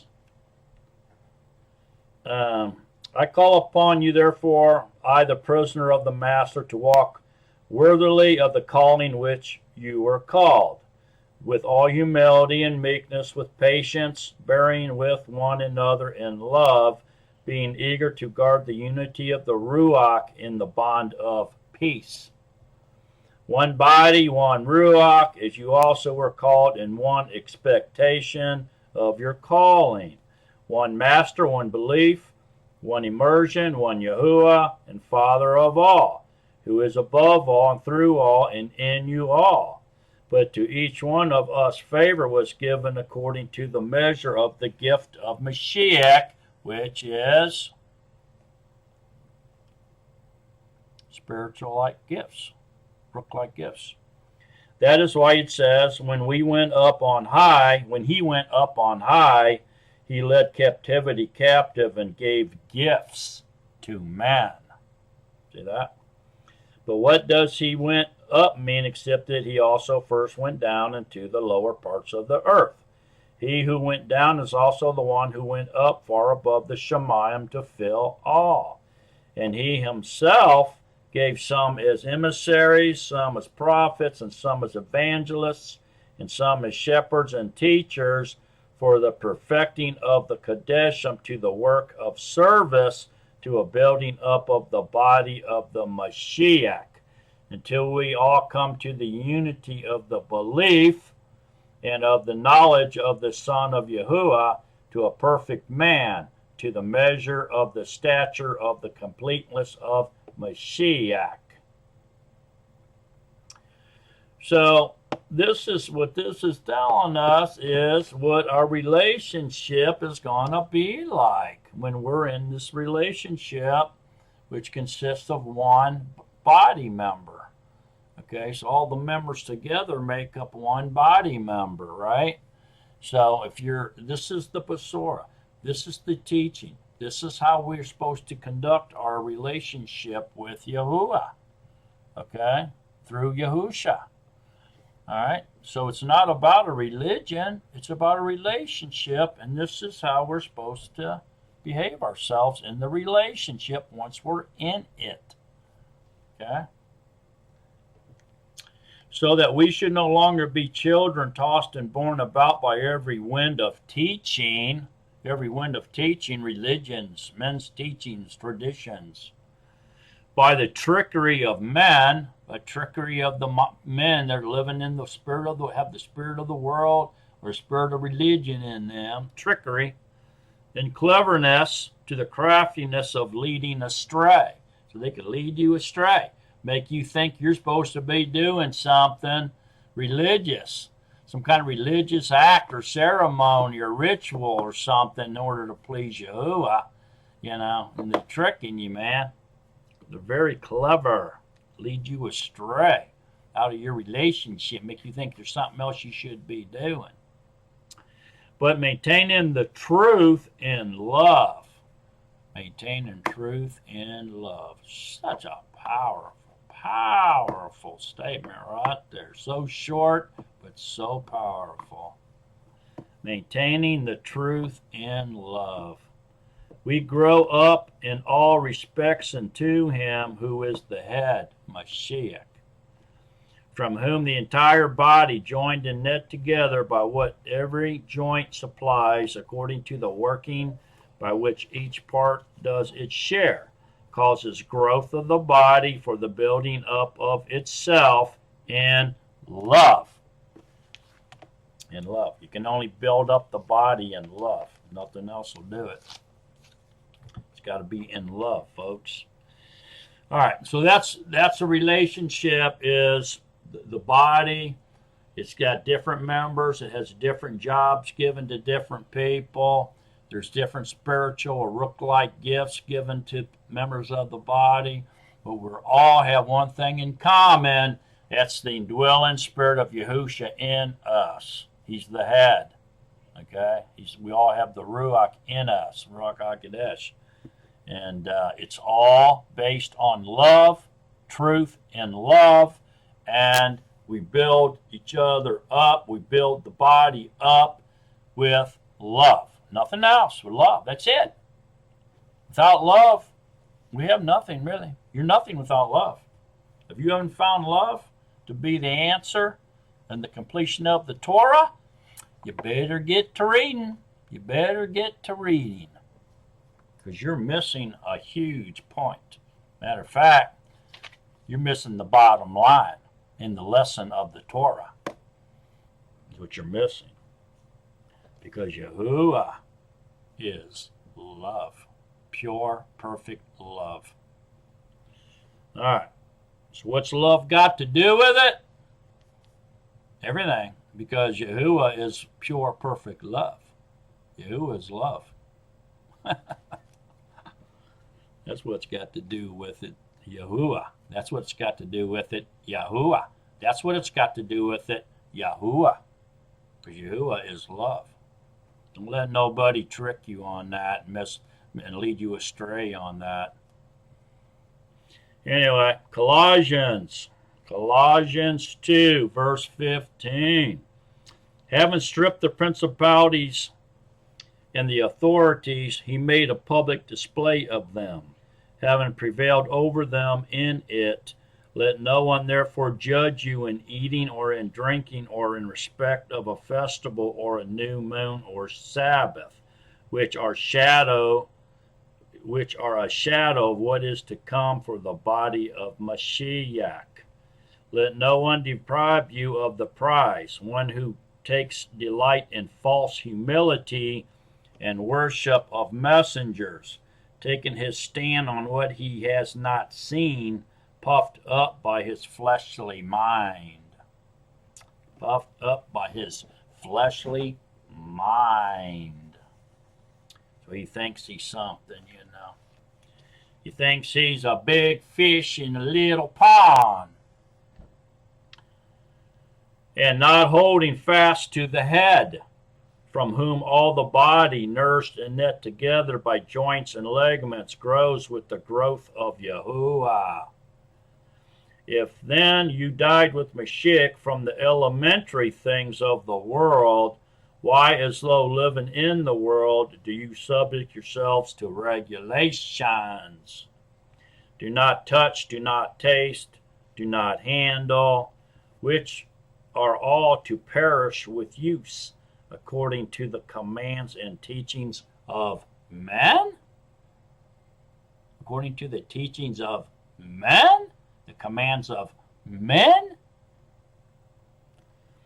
These indeed have an appearance of wisdom in self-imposed worship. See, this is religion, man. You're talking about the spirit of religion right now. These indeed have an appearance of wisdom and self-imposed worship, humiliation and harsh treatment of the body, of no value at all. Religion has no value at all, folks. Only for satisfaction of the flesh. Only for satisfaction of the flesh. Satisfying the fleshly mind. That's it. No good. Religions are no good. No religion is required to worship the Creator. 1 Timothy 4:1. 1 Timothy 4:1. But the Ruach distinctly says that in the later times,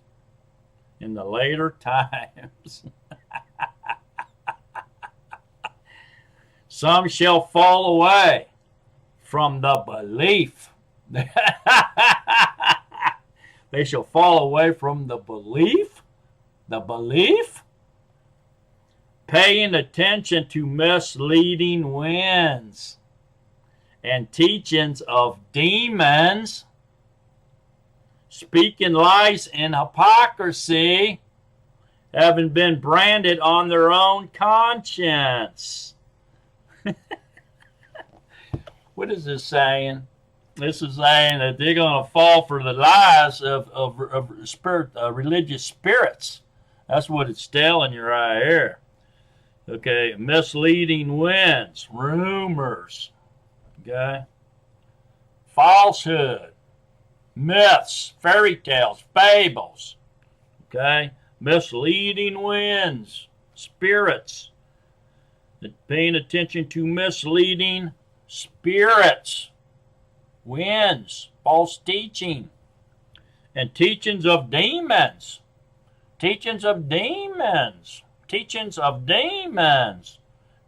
demonic doctrine, religion, traditions, speaking lies and hypocrisy, telling you that you got to do things to be accepted by Yahuwah or to enter the reign of Yahuwah, in things that they don't do themselves. They don't do it themselves, but yet they tell you that you have to. That's speaking lies and hypocrisy. Having been branded on their own conscience. They've been branded on their own conscience. Forbidden to marry, saying to abstain from foods which Yahuwah created to be received with thanksgiving by those who believe and know the truth. Wow. Forbidden to marry, saying to abstain from foods which Yahuwah created to be received with thanksgiving by those who believe and know the truth. So that's definitely hypocrisy right there too. Because every creature of Yahuwah is good, and none is to be rejected if it is received with thanksgiving. For it is set apart by the word of Yahuwah in prayer.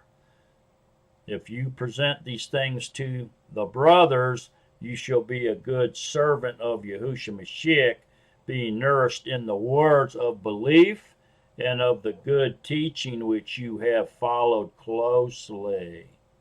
But refuse profane and old wives' tales or fables, and exercise yourself rather than to reference. Wow. Wow, wow, wow. Wow, wow, wow. Wow again. And wow, and wow. That's a powerful stuff right there, folks. 1 Timothy chapter 4. I'm going to read it real carefully on your own when you get a chance. Pretty powerful, man. I mean, it just goes deep. Deep, deep, deep. Deep, deep, deep. Nothing simple about Yahuwah. He's deep. All right, let's take a look at this 1 Timothy here. Let's stay in 1 Timothy and jump over to 6. 1 Timothy chapter 6, verse 3. See what it says. If anyone teaches differently and does not agree to the sound words, those of our Master Yahushua Mashiach, and to do the teaching which is according to reference, he is puffed up, understanding none at all. Understanding none at all. But is sick about questionings and verbal battles, from which come envy, strife, slander, wicked suspicions, worthless disputes of men of corrupt minds, and deprived of the truth, which is the Ruach HaKodesh, is truth, who think that reference is a means of gain. Withdraw from such, but reference with contentment is great gain. Contentment, satisfied, satisfaction is great gain.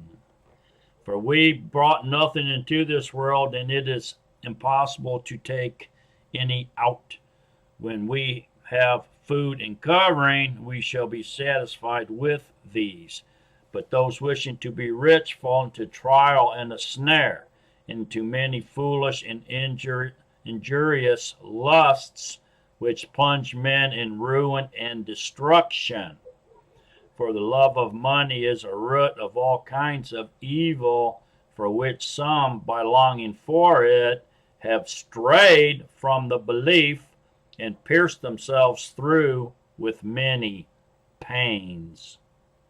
But you, man of Yahuwah, flee from all this and pursue righteousness, reverence, belief, love, endurance, and meekness. Fight the good fight of the belief. Lay hold on everlasting life, to which you were also called, and have confessed the good confession before many witnesses, in the sight of Yahuwah, who gives life to all, and the Mashiach Yahusha, who witnessed the good confession before Pontius Pilate.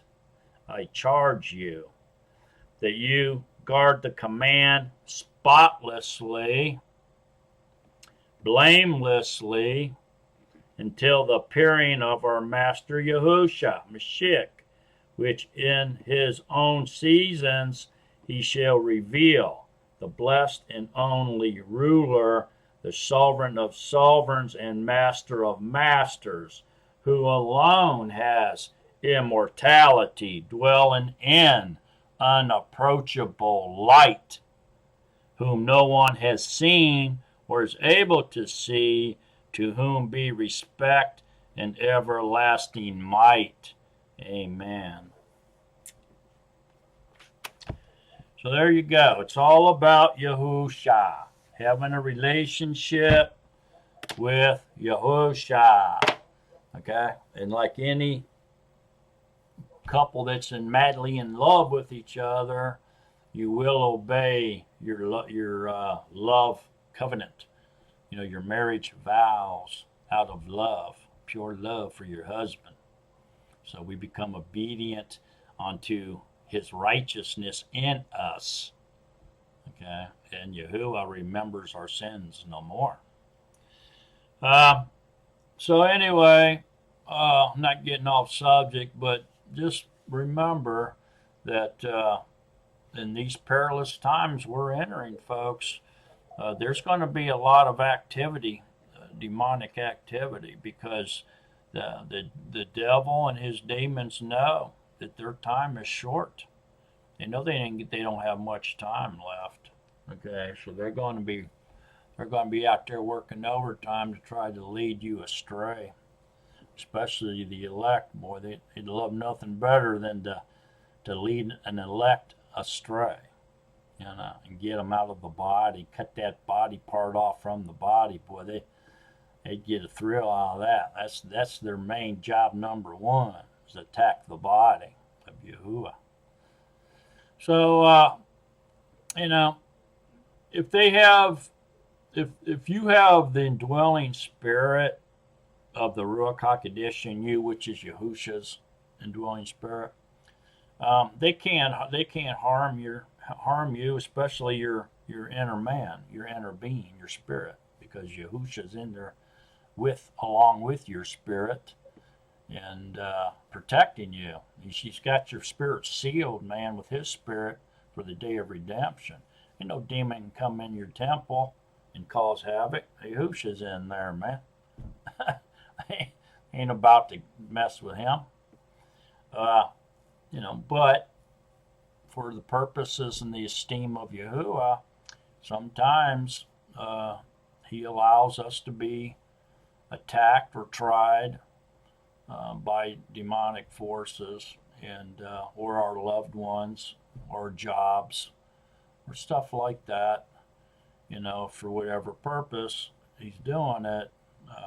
All we can do is stay in love with Yahusha, stay obedient, trustworthy, and loyal, joyful in peace, and in peace in Mashiach, and show our love, okay, through our obedience to his commands, and trust in him, trusting in Yahuwah, no matter what situation we find ourselves in. And so if you resist the spirits of religion, the spirit of the world, then they have to flee. Like as it is written, resist the devil and he shall flee from you. He has to. What's he going to do? He can't do nothing if you have the indwelling spirit of Yahusha in you, for sure. Okay? So pray for discernment, and that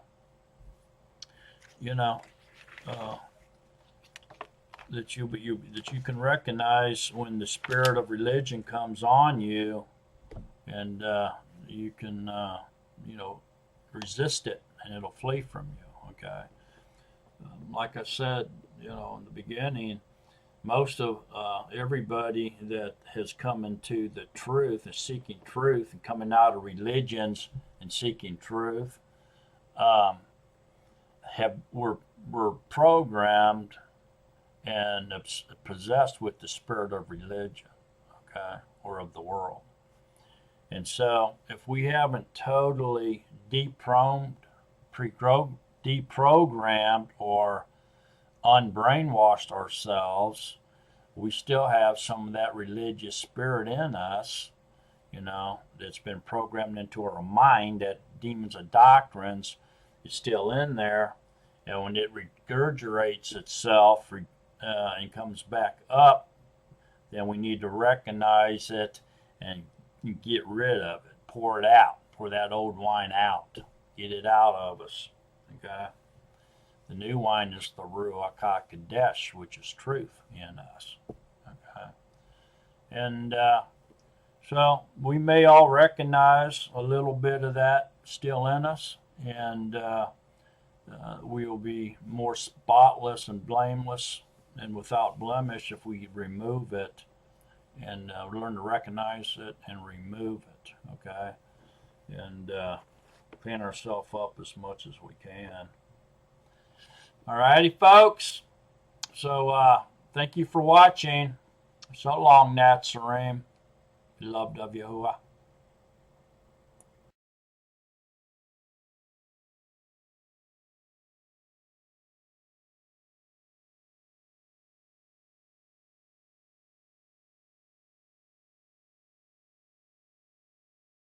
Bonus feature time. All right. I think this here probably going to be one of the more critical parts of this lesson that we all need to really pay attention to here. So we'll try to make it as short as possible. But there are 7 identity or identifying attributes, if you will, that marks of operation of a spirit of religion, or a religious spirit of sorts, okay? And these 7 identifying marks, if you will, it's a way for us to recognize and defeat these spirits, okay, with the truth, okay, with the armor of Yahuwah, which is truth, or the Ruach HaKodesh, in the living words, okay? So learning how to discern or identify a religious spirit is the key to breaking free from the control it tries to impose or maintain on the body of Mashiach, and especially the new members. So the character of a religious spirit is 1, it contains. Being set free and walking in the Spirit and truth is about freedom and identity with the body of Yahusha. The religious spirit places unrealistic limitations upon people's lives and tries to mask their true identity in the body by the old rank and file approach. Number 2, it confines. The religious spirit rejects individuality, revelation, prophecy, spiritual gifts, and breakthrough. It boxes people in and stalls their spiritual progress.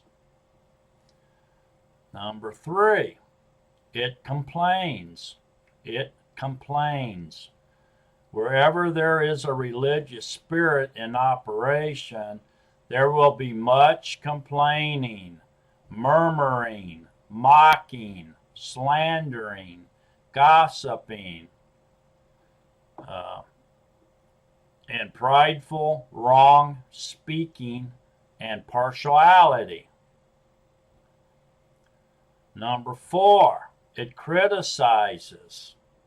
One of the most prominent operations of a religious spirit is a critical, pompous attitude, or an unmerited cavalier attitude with a lack of understanding. Walking in the Spirit and truth brings spiritual power and demonstration, while religion enjoys debate, quarreling, and disagreement, leading to endless disputes of anger without any reference or supernatural power displayed. A person bound up by a religious spirit is dry of the spiritual fruits and is lacking in love, joy, peace, patience, kindness, goodness, trustworthiness, gentleness, and self-control, which are essential in the body of Yahusha. Absence of these 9 fruits creates a negative attitude and demonstrates a fleshly mindset based largely on negativity and boastfulness and pride. Number 5, it controls. It controls.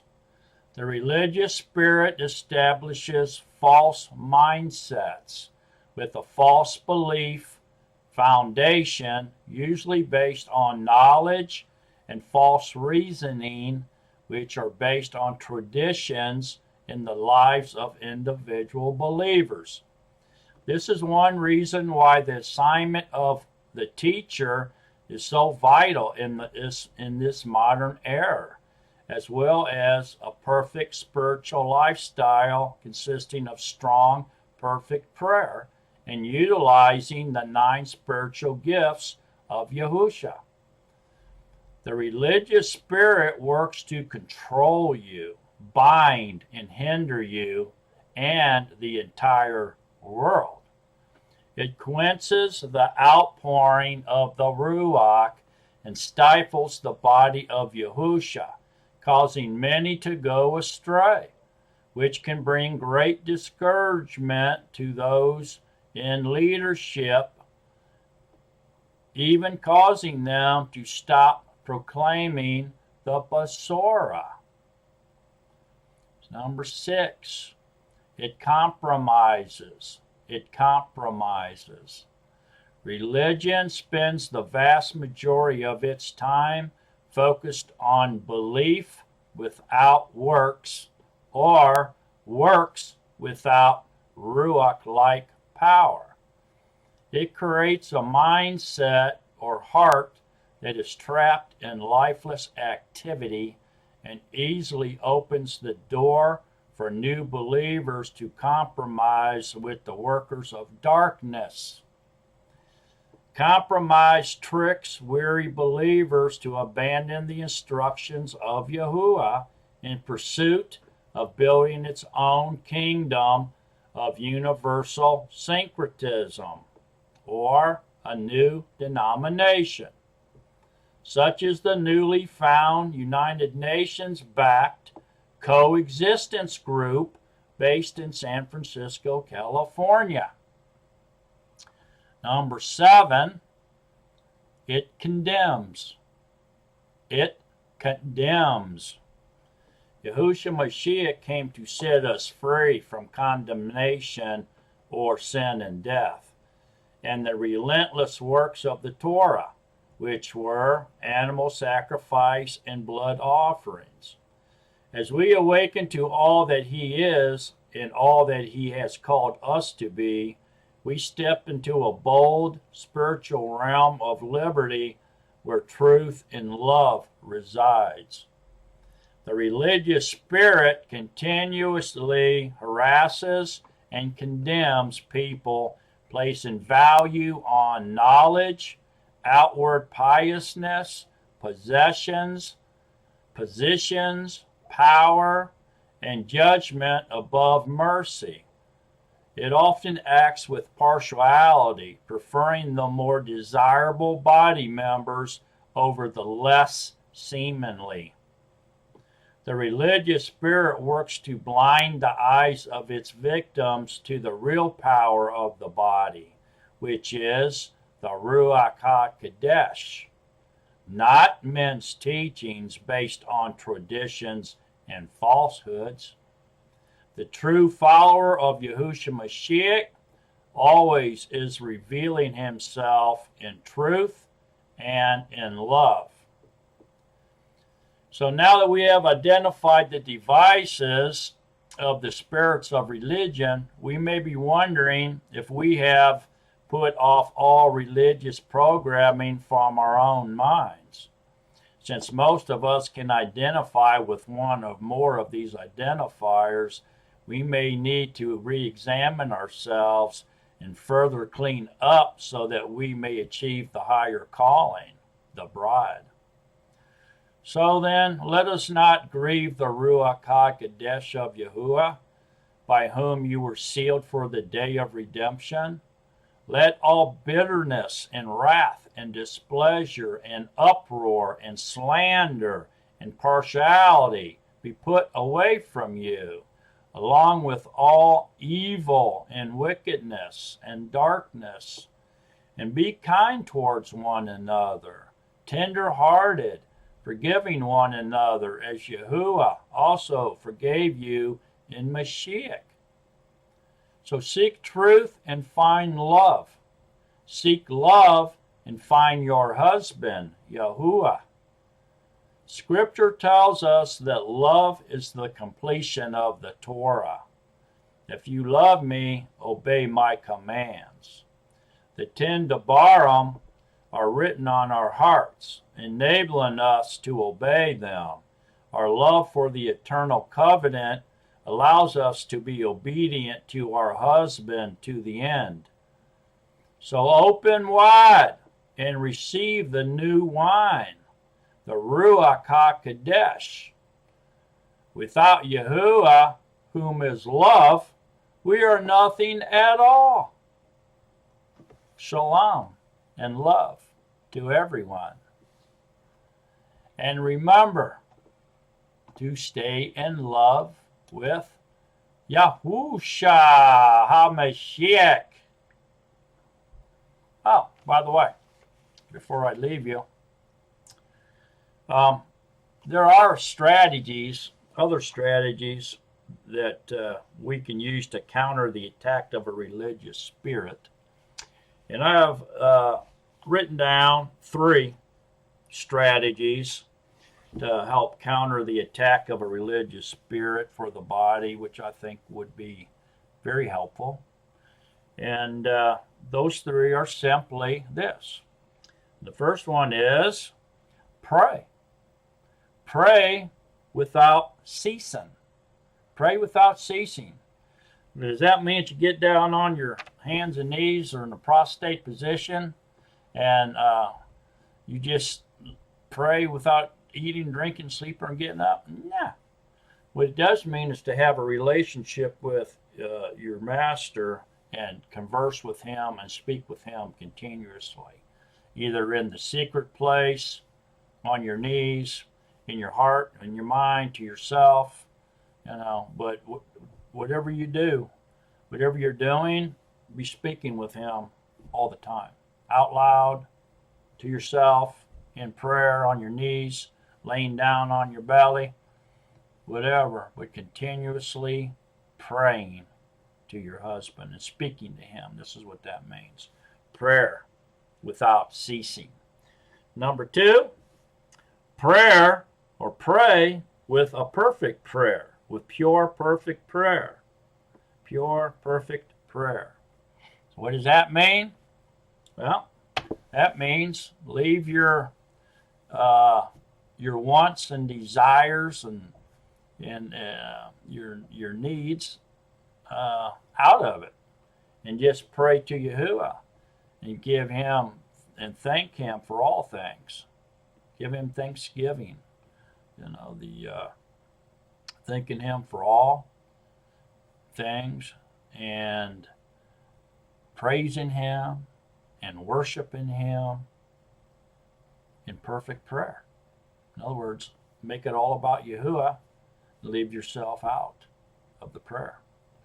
Okay, there can be times for praying for supplication for somebody else's needs or troubles or even your own, but I'm talking about the strategies to counter the attack of religious spirits here. Okay, so if you're praying a perfect prayer to Yahuwah and leaving all your other wimps and needs and wants out of it, it becomes a very powerful, perfect, and pure prayer. Okay? And number 3 is prayer and fasting. prayer and fasting. Ask, and while you're praying, okay, to counter the attacks of a religious spirit or the worldly spirit, and you're fasting, ask for the Ruach. If you haven't received the Ruach, you definitely need to be asking for the gift of promise, which is the Ruach. It's the promise of the Father, man, the Ruach, to send you the Ruach HaKodesh to indwell in you. Ask for it if you have not received it. So prayer with fasting, and ask for the Ruach if you do not have the Ruach. And asking for Ruach-like gifts. Ask for Ruach-like gifts. The discernment between good and evil. To discern between the spirit of truth and the spirit of delusion. Pray for that. There's 8 other Ruach-like gifts you can pray for too. If you don't know what they are, they're in 1 Corinthians chapter 12. 1 Corinthians chapter 12 speaks of the Ruach-like gifts that you can receive with prayer and fasting. Okay?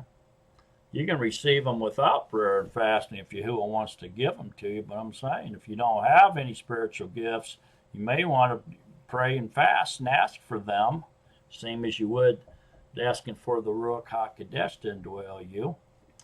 And also, while you're prayer and fasting, pray for love. Love is a more excellent way, even than the Ruach-like gifts. Love is so powerful, you can't even comprehend the power of love. Why? Because Yahuwah is love. If you receive the Ruach HaKodesh in you, you just receive pure love, perfected love in you, man. That's who he is. Yahuwah is love. Make no mistake about it, folks. Make no mistake about it.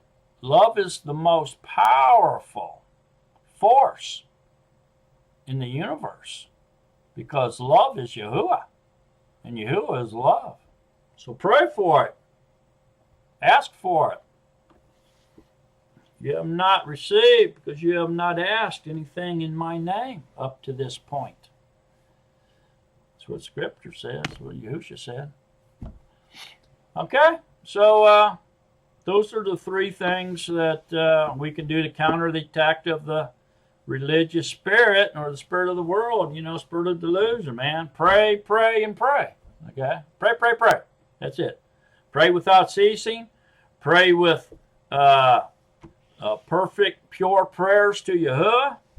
And pray with fasting, asking for the gift of promise, the Ruach HaKodesh, to indwell you, asking for the Ruach-like gifts, and asking for love,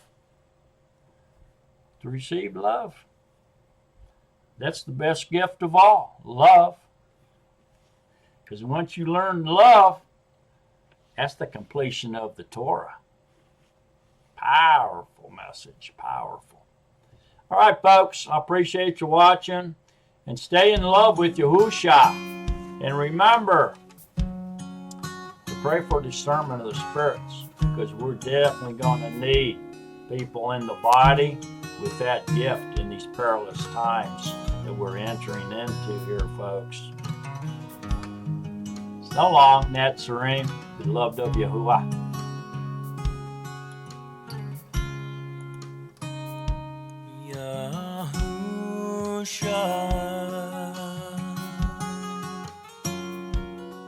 Living water,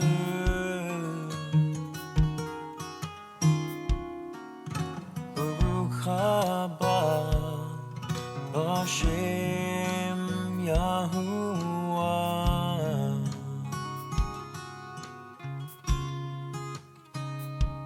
Yahusha,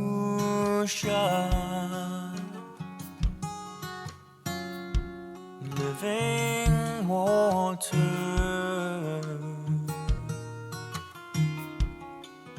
Baruch haba b'Shem Yahuwah.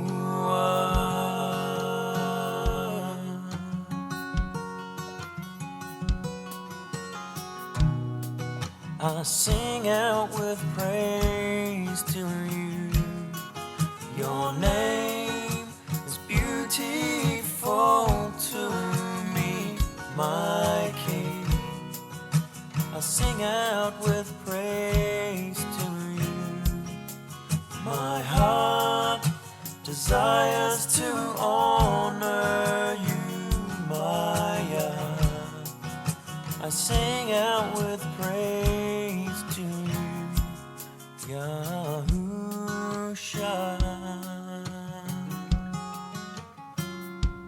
Living Torah, Baruch haba Bashem Yahuwah.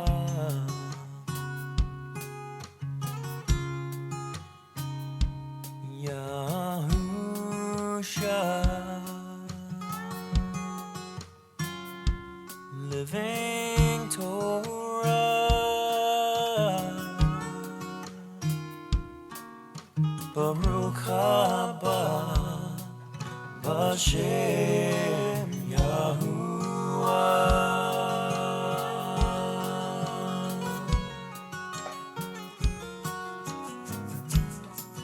I sing out with praise to you. Your name is beautiful to me, my King. I sing out with praise to you. My heart desires to honor you, my God. I sing out with praise to you, Yahusha.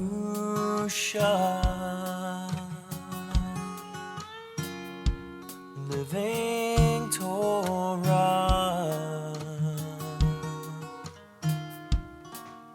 Baruch haba Bashem Yahuwah.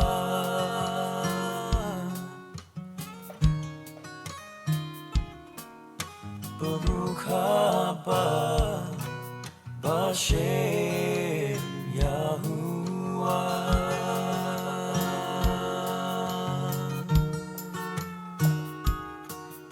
Baruch haba Bashem Yahuwah.